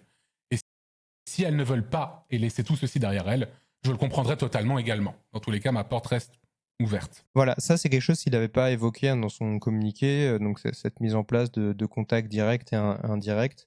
Voilà, donc je vais vous partager ça aussi parce que je pense que c'est un complément intéressant par rapport à ce qui a pu être dit jusque-là. Donc tout le monde a un avis là-dessus. Sur les réseaux, en stream, il y a beaucoup qui ont rappelé l'importance évidemment essentielle de soutenir et de croire les victimes, d'essayer de créer des espaces pour faciliter leur prise de parole et leur accompagnement, et puis continuer tout le temps de questionner les comportements qu'on a, quoi. Donc ça, c'est des choses qui sont assez essentielles à rappeler, que un certain nombre de streameuses, beaucoup ont rappelé aussi lors de live ou même de story des fois. Mais il y a un autre sujet qui a émergé en ligne de fond pour moi, quelque chose qui traverse un petit peu l'entièreté de la création de contenu en ligne, c'est la question du parasocial. Alors, parce qu'en fait, il y a certains fans, je dis fans, mais c'est abonnés, enfin voilà, le concept de fan est tellement large, mais je veux dire abonnés, oui, fans un peu d'Antoine Daniel d'une certaine manière, qui ont été moqués pour leur réaction très choquée, leur tristesse face à ces accusations. Sur les réseaux, il y a des gens qui l'ont reproché d'avoir un lien parasocial trop fort avec Antoine Daniel, qui sont en gros matrixés, entre guillemets, par leur relation au streamer. Et ces moqueries, ça a été vachement dénoncé par Horty, par d'autres, d'Hollywood qui est dans le chat, elle en a aussi parlé en story. J'en avais fait un petit édito pour Stup Media, c'est un collectif de journalistes dont je fais partie, même si avec le travail que j'ai, je manque de temps et je suis pas le plus investi malheureusement dans ce collectif, mais je vous conseille de les suivre parce qu'ils publient des articles que je trouve très intéressants et très importants.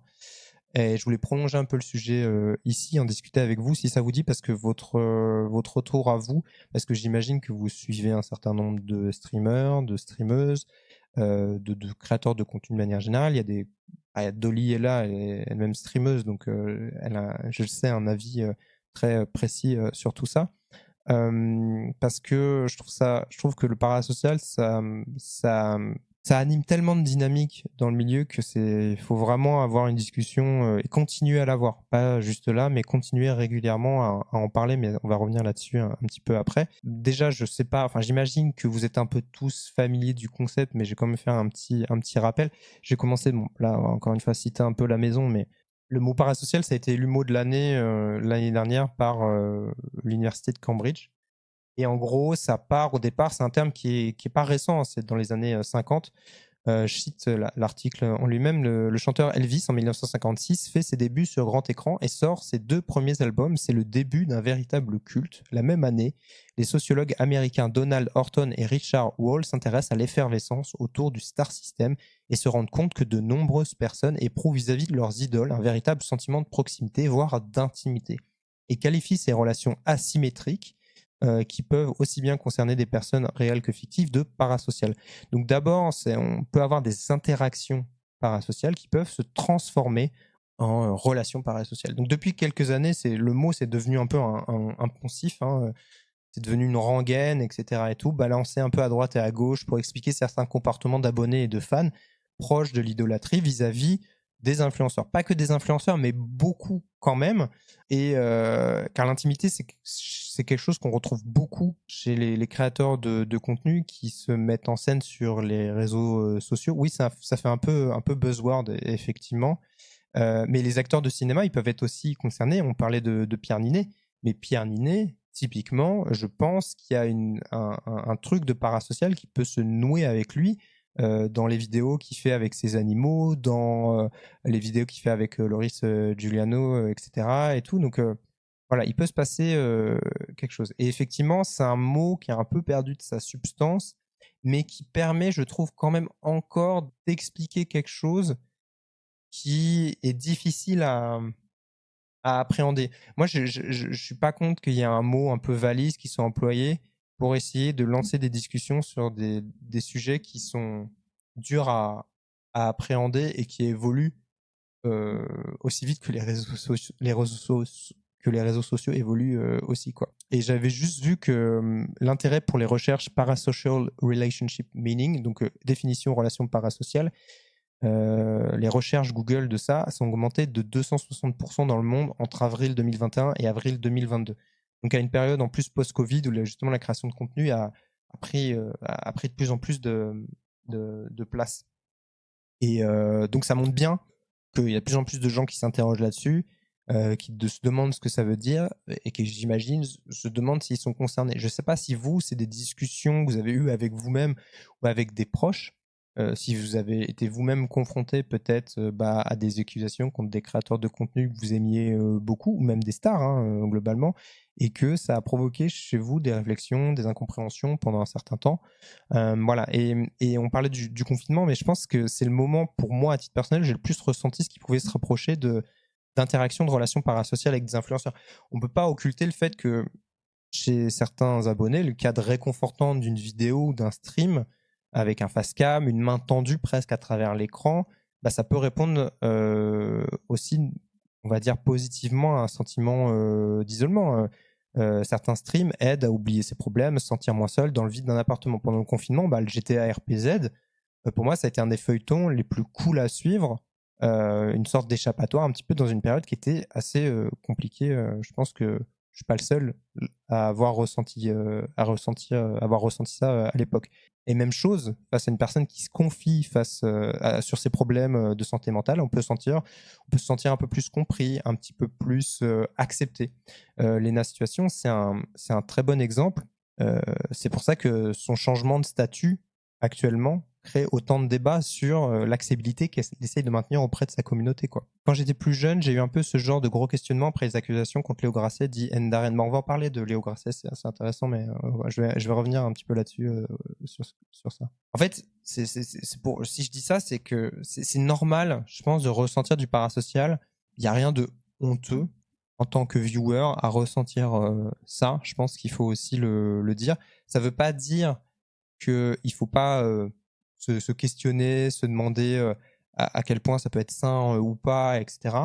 Mais je pense qu'il faut aussi un petit peu déculpabiliser certains jugements de certaines vis-à-vis de ces sentiments-là, quoi.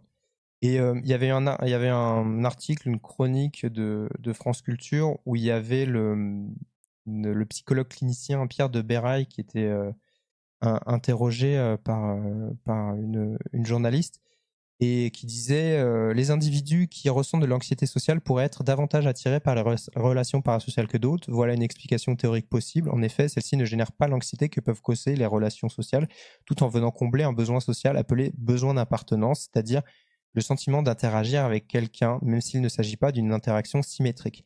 Alors, voilà, et puis la journaliste a ajouté « Certes, mon ami parasocial ne me répondra pas, mais je ne pourrai jamais non plus le décevoir et être abandonné par celui-ci. » Alors, voilà, on verra que l'inverse, c'est pas toujours vrai. Mais voilà, c'est perçu un peu comme une zone de confort. Après, il faut quand même dire, on n'a pas besoin d'être dans une situation d'anxiété, de détresse sociale pour ressentir du parasocial. Voilà, faut aussi garder ça en tête, hein. N'importe qui peut ressentir du parasocial.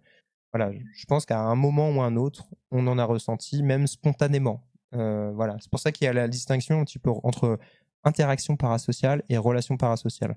L'un étant quelque chose de plus ponctuel et l'autre quelque chose qui s'inscrit plus dans la durée aussi, quoi. Ça rejoint aussi le fait qu'on ait de moins en moins de friction, notamment socialement. Oui, je suis d'accord avec toi, Dolly. Donc voilà, donc tout ça pour dire que le parasocial, ça peut amener dans une certaine mesure du positif, en tout cas du moins en apparence, parce que en fait, il faut quand même dire que la relation parasociale, et là, c'est mon avis à moi, mais je suis très preneur de ce que vous en pensez, cette relation parasociale, elle bénéficie principalement à celui qui l'a initiée, consciemment ou pas. C'est l'influenceur. C'est lui qui bénéficie de l'affection et du soutien d'une personne qu'il ne connaît pas.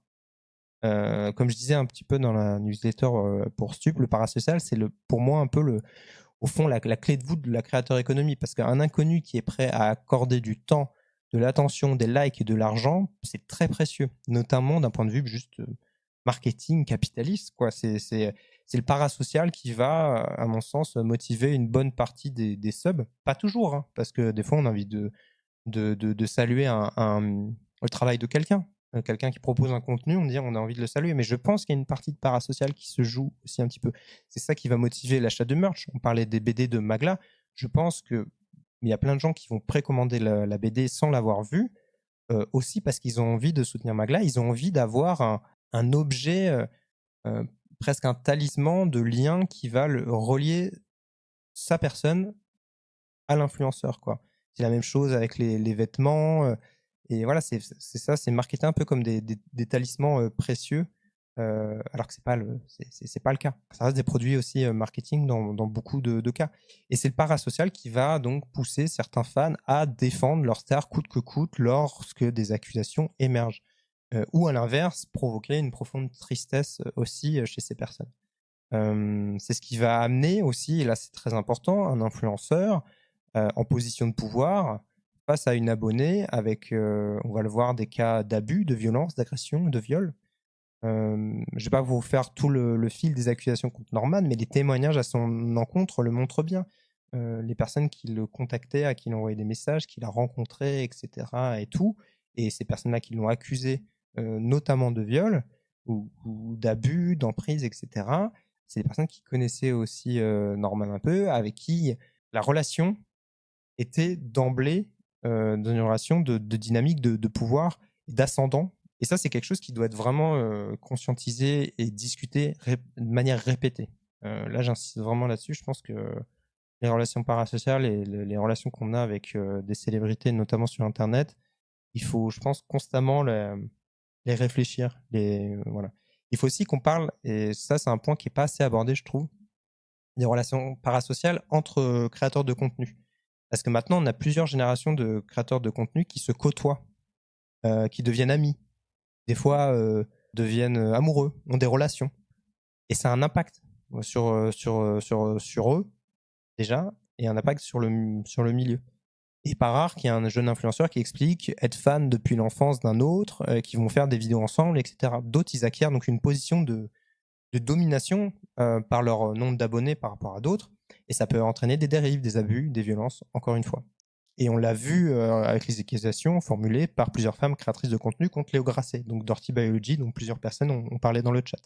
C'est intéressant de rappeler que quelques mois avant la publication des premières accusations par Mediapart, Léo Grasset a publié cette vidéo. C'est une vidéo qui était intitulée « Votre relation bizarre aux micro-célébrités du web ». Alors là, c'était un peu une vidéo qui se voulait comme un avertissement par rapport au parasocial. Il y en a d'autres qui ont essayé de le faire. Squeezie, dans son documentaire, il en a parlé, mais plus parler de la fatigue, d'être constamment sollicité dans la rue, etc. Il y a Mastu qui l'a fait aussi parce que les jeunes venaient jusque chez lui. Il y a eu Emma Cake Cup, devenue Emma Paré, qui l'a fait aussi il y a des années de ça, avec des jeunes filles qui l'attendaient en mangeant des pizzas en bas de chez elle. Il y a aussi Cyrus North qui l'a fait de façon plus précise dans une vidéo qui est intitulée « Je ne suis pas ton ami » en 2021. Mais là encore, le discours était contradictoire avec la posture même du vidéaste. Je vais vous passer un extrait, c'est une vidéo de Grégoire Simpson, ou Simpson, je ne sais pas comment il faut prononcer, mais je suis de près son travail. Et il y a ce passage-là qui était super intéressant pour montrer justement des contradictions. Voilà, le but de cette vidéo, c'est vraiment pas que ça mette une distance entre vous et moi. C'est plus que on se regarde droit dans les yeux et qu'on dise « Ok, c'est cool qu'on se soit dit ce genre de choses. On a une relation saine, toi et moi. » Je vous embrasse très fort. Love, vraiment, peace. Ciao. Alors, qu'est-ce qui se joue ici ? Qu'est-ce que fait Cyrus North en s'adressant directement à nous, en nous tutoyant et en pointant nos yeux avec ses doigts ? Eh bien, il fait précisément ce qu'il prétend empêcher avec sa vidéo. Il nous donne l'impression d'être dans une relation de face à face. Il nous fait exister comme un interlocuteur privilégié, comme si on venait d'avoir une conversation d'égal à égal avec lui. Dans cette vidéo, il fait donc deux choses contradictoires. D'un côté, il nous explique que notre relation n'est pas réciproque, et de l'autre, il agit comme si notre relation était réciproque. Cette contradiction, c'est ce qui fait que, contrairement à ce qu'il préconise, il ne nous dit pas les choses. Puisque tout en prétendant dissiper l'illusion de la réciprocité, il n'a en fait de cesse de la raviver. Voilà, donc ça c'est super intéressant. Vraiment le fameux love de fin. Je ne sais plus je sais pas si c'est qui disait ça, mais il y avait une phrase que est-ce que c'est Florence Foresti ou quelqu'un d'autre qui disait les gens qui disent je vous aime à leur public, je me demande ce qu'ils peuvent bien dire à leur famille et à leurs amis. Et je trouve ça intéressant, vraiment, ce rappel je vous aime ou de donner des petits surnoms, etc. Voilà, des fois, je pense que ça peut créer une forme de malaise, on va dire. Et surtout qu'en fait, 2 ans après donc cette vidéo qu'il a fait en 2021 pour dire je ne suis pas ton ami, il a fait une autre vidéo sur sa transformation physique. C'est un sujet qui est ultra intime, qui touche beaucoup de gens, mais qui donc alimente à nouveau, je trouve, le parasocial. Et surtout dans ses prises de parole, et je crois que Dolly le signalait un petit peu dans le chat, il y a une déresponsabilisation du créateur de contenu pour remettre la responsabilité sur les abonnés, les fans, et dire je ne suis pas votre ami ou votre relation bizarre aux micro-célébrités du web. C'est émettre un jugement, formuler une forme de rejet, tout en oubliant que ce sont ces mêmes youtubeurs qui ont initié la relation, parfois sans en avoir conscience, surtout pour les premières générations de vidéastes. Ce sont eux qui ont allumé la caméra, filmé, monté et diffusé les images. Ce sont eux qui nous ont regardés dans les yeux en premier et qui nous ont tutoyés, donné des surnoms parfois et qui nous ont invités à les suivre sur BeReal, comme on le voit beaucoup récemment, pour ne rien rater de leur quotidien, pour retrouver plus d'authenticité, d'intimité, de choses qui n'est partagées nulle part ailleurs. Et là découle toute une chaîne de conséquences qu'on a toujours du mal à adresser, je trouve. Donc voilà, maintenant qu'on a posé ça, la question la plus importante, c'est qu'est-ce qu'on peut faire en fait? Comment assainir des relations entre abonnés et influenceurs? Et je me demande même en fait si c'est possible. Je pose la question, c'est vraiment une question ouverte, j'ai pas de solution parfaite. Je suis pas sûr que beaucoup de gens en aient, donc n'hésitez pas à me dire ce que vous en pensez, ça m'intéresse. Moi de mon côté, j'ai essayé de réfléchir à quelques pistes, mais en tout cas, je pense que j'ai quelques réflexions là-dessus. Alors, beaucoup vous dire, voilà, brûlez vos idoles, n'ayez pas d'idoles, etc. Je pense que c'est intéressant de questionner son rapport aux idoles, mais je pense que c'est un peu facile comme réponse, car je pense que c'est bien d'avoir des gens qui nous inspirent, dont on estime le travail dans sa vie, qui nous portent, quoi. Et en même temps, on peut peut-être d'abord, en priorité, supporter ses amis, les soutenir ses vrais proches dans la vraie vie. Parce que, donc, je pense qu'il y a déjà un peu cette réflexion-là. Ensuite, pour moi, il y a quelque chose qui est évident, c'est la responsabilité des plateformes. Actuellement, les législateurs, ils sont occupés par des effets négatifs les plus visibles et urgents de l'influence, évidemment. Les abus, le cyberharcèlement, les arnaques. Et ça prend énormément de temps d'avancer sur des sujets face à des entreprises plus puissantes et riches que certains pays. Et puis surtout que les réseaux sociaux, ça va beaucoup plus vite que le cadre législatif. Donc on est toujours en retard du point de vue de la régulation. Mais ça me semble indispensable de commencer dès maintenant une réflexion vraiment assez profonde sur ce que les plateformes créent comme dynamique entre créateurs et spectateurs. Car il y a des mécaniques d'abonnement, de contenu à ne pas manquer, d'attention à capter dans la première seconde d'une vidéo, d'authenticité à absolument atteindre pour être perçu comme sincère. Je pense qu'il faut pouvoir interroger tout ça, ce que les plateformes font aux créateurs et donc à nous aussi, de manière directe et indirecte. Et enfin, j'y reviens toujours, mais il y a un travail profond d'éducation aux médias à faire, à lancer auprès des utilisateurs de ces mêmes plateformes.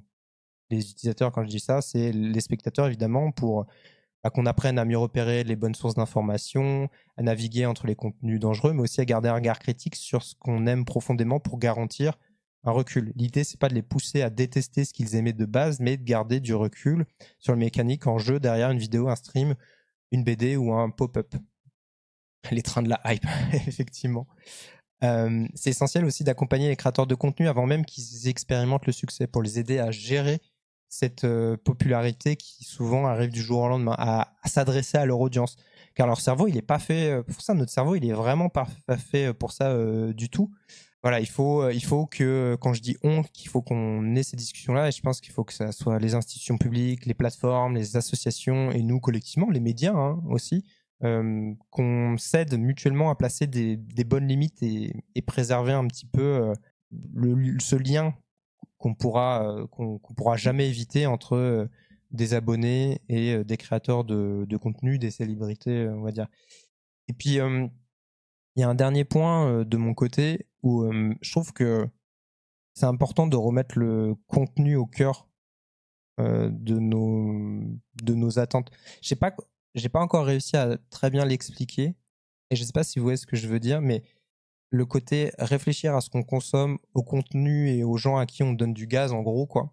Et voilà, je pense qu'il faut garder une exigence soutenir la création de contenu parce que le contenu en vaut la peine et pas uniquement parce qu'on a une sympathie parasociale pour un créateur de contenu, quoi.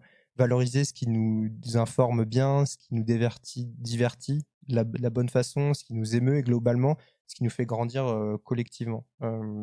Voilà, ça je pense que c'est des trucs qui vont devenir de plus en plus importants.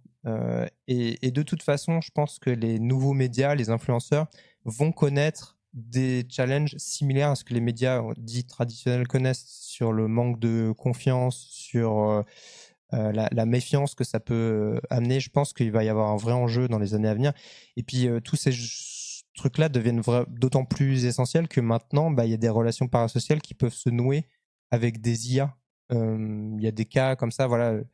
C'est difficile de savoir si c'est un phénomène de masse, à mon sens. Mais voilà, aussi maintenant, on en vient à créer des relations parasociales et même amoureuses avec des entités algorithmiques. Je pense que là, il y a un enjeu de santé publique qui va vraiment se préciser, quoi. Voilà. Il faut admettre qu'on grandit dans des systèmes de croyances, que le monde des réseaux n'y échappe pas, dit Iclouf. Il faudrait, voilà, donc à Albinton, pardon, il faudrait qu'on arrête de faire croire que les spectateurs sont spéciaux, de dire qu'ils les aiment, oui, mais ça, je suis d'accord. On peut avoir de la reconnaissance pour les personnes qui nous soutiennent et tout, mais je pense que parler d'amour, etc. et tout, des fois, ça peut jouer sur des cordes un peu trop, un peu glissante, un peu dangereuse. Ça peut être paradoxal, mais dans le besoin de connaître les opinions politiques des créateurs, c'est très parasocial, mais ça peut aider pour s'en détacher. Ah, tu veux dire qu'en gros, connaître les opinions politiques d'un créateur de contenu qu'on aime bien de base et potentiellement se rendre compte qu'on n'a pas les mêmes valeurs politiques, ça pourrait nous aider à se détacher de lui. Enfin, je le comprends comme ça. Et oui, non, mais l'éducation aux médias est censée être une discipline transversale de la primaire au lycée, notamment portée par les profs doc, mais c'est un chantier vertigineux, mais bien sûr. Professeur documentaliste.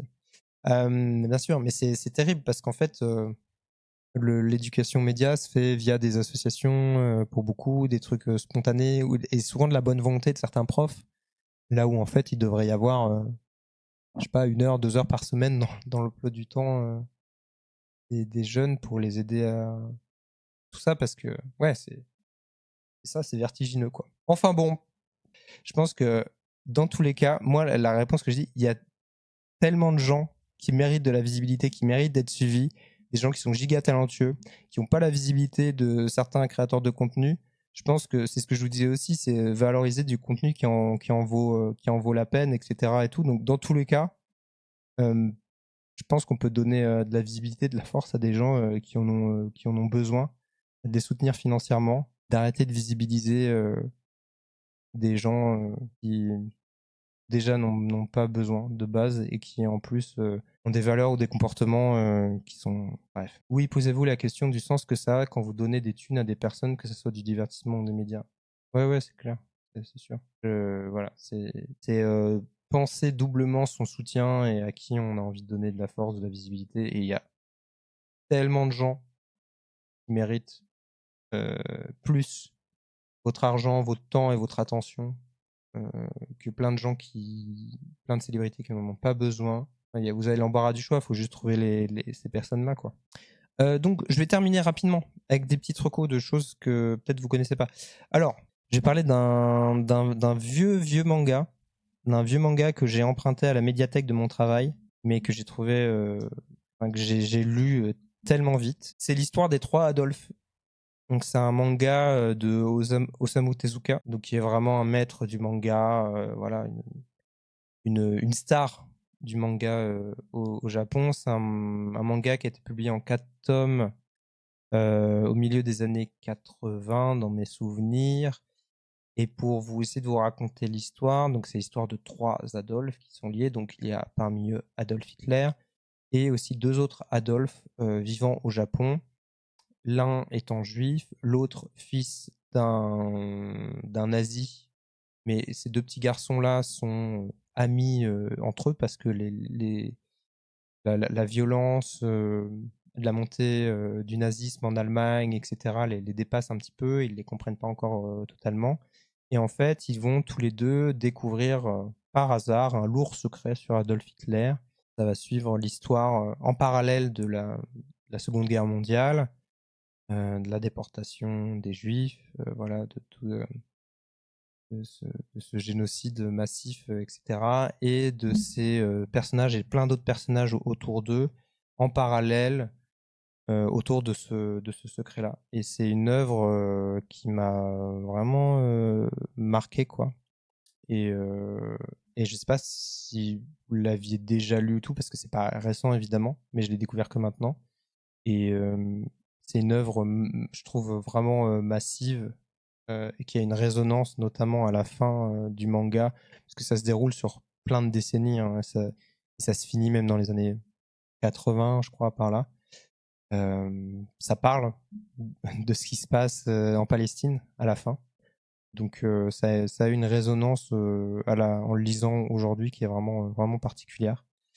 L'autre chose, alors ça je pense que vous l'avez déjà tous vu, mais la série HBO, franchement, sur la nouvelle série HBO. Donc oui, c'est une série HBO qui se passe 100 ans avant Game of Thrones, et en fait c'est un cadre de production d'histoire, un peu unité de temps, d'action, de lieu, quoi. C'est presque théâtral, et on suit un chevalier errant qui essaye de gagner un peu ce titre de noblesse en participant à un tournoi de chevalier, et il va rencontrer là-bas un jeune écuyer qui va l'aider, qui est très attachant.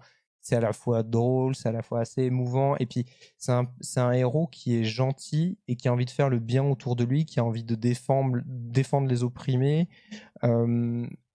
Voilà, le cynisme n'est pas dans le camp du héros, et je trouve que c'est cool. Et globalement, il y a aussi des scènes d'action qui sont bluffantes et ultra impressionnantes. Donc voilà, c'est 6 épisodes de 30-40 minutes à peu près. N'hésitez pas à regarder ça, je vous le conseille vivement. Si vous avez HBO. Voilà, et beaucoup plus digeste que House of Dragon, effectivement, pour laquelle j'ai décroché assez vite. Autre truc, alors là, je vais vous montrer le trailer. Là, pour le coup, je vais vous montrer le trailer, parce qu'il y a un trailer animé, mais c'est une BD. Et c'est une BD que je trouve majeure. Donc j'ai déjà hâte de lire la suite.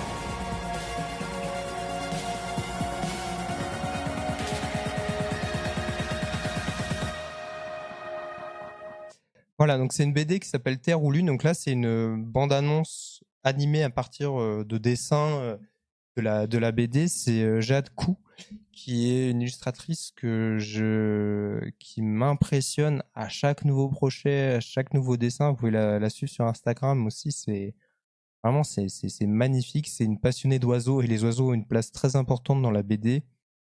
Je vais pas vous faire le pitch de l'histoire forcément, mais vous pouvez vraiment foncer tête baissée.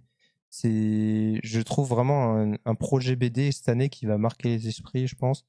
Je sais que Mathieu Bablé l'a beaucoup salué dans son travail aussi. Et j'ai découvert aussi il y a pas longtemps que Jade Kou avait bossé sur les décors, je crois, du film d'animation Arco, qui est un film d'animation que j'aime beaucoup, qui a eu 2 Oscars, là, je crois, 2 Césars, pardon, il y a quelques jours. Elle a 28 ans. Et ça fait quelques années que je la suis et tout, et à chaque fois je suis vraiment impressionné. Et Terre ou Lune, donc ça sera en 2 volumes, je crois.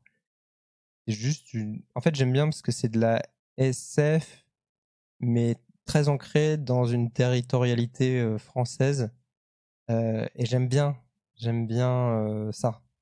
Et vous allez comprendre peu à peu pourquoi Terre ou Lune, pourquoi les éléments, voilà, et puis il y a voilà, le drame qui vient nouer un petit peu toute l'histoire, est vraiment bouleversant, quoi. Donc et j'ai l'impression qu'il se vend bien. Oui, je suis d'accord avec toi. Je crois que il y a un nouveau tirage qui va avoir lieu, donc c'est bon signe. Et puis elle fait des dédicaces un peu partout, donc n'hésitez pas, si près de chez vous il y a une dédicace, à profiter pour en profiter pour aller acheter là-bas et avoir peut-être un petit dessin de sa part. Voilà, un petit peu ce que je voulais vous dire. Je pourrais vous parler aussi du film Je suis toujours là, qui date de 2024, de Walter Salles, qui parle d'une famille au Brésil dont le père est enlevé, et ça se passe sous la dictature brésilienne, c'est dans les années 70. Et c'est un film que j'ai vachement préféré à L'Agent secret, alors qu'il y a des thématiques un peu similaires. Super film, vraiment, musique géniale, la photo est super, et tous les acteurs sont excellents. Donc vraiment, Je suis toujours là, c'est aussi un excellent film que j'ai vu, que j'ai rattrapé enfin le week-end dernier. Je vais rendre l'antenne, je vais vous libérer après cette prise d'otage de 2h30, et puis vous dire que si vous voulez, vous pouvez donc suivre mon compte Instagram si ce n'est pas déjà le cas. Le replay sera disponible en podcast et sur YouTube, sur la chaîne Vincent d'Internet, dans les jours qui viennent. Ça dépend du temps que j'ai par rapport à mon taf pour faire le montage. Et puis, voilà, vous remercier d'avoir été là, vous remercier de vous être intéressé à ces sujets-là. Et puis, comme d'habitude, si vous avez des retours à me faire sur le contenu, sur la forme, si vous voulez me partager des informations, des choses que j'ai pas forcément vues, vous pouvez le faire, me contacter sur Instagram aussi, je vois les messages. Voilà, donc si vous avez appris quelques petits trucs, je suis super content. Si ça a amené des réflexions chez vous ou quoi, franchement c'est trop bien, j'adore faire ces lives, donc merci pour ça. Passez une bonne soirée, et je vais être beaucoup plus sobre que Cyrus North dans mes au revoir. Je vous souhaite une excellente semaine et je vous dis au mois prochain, à très vite pour un prochain live. Ciao!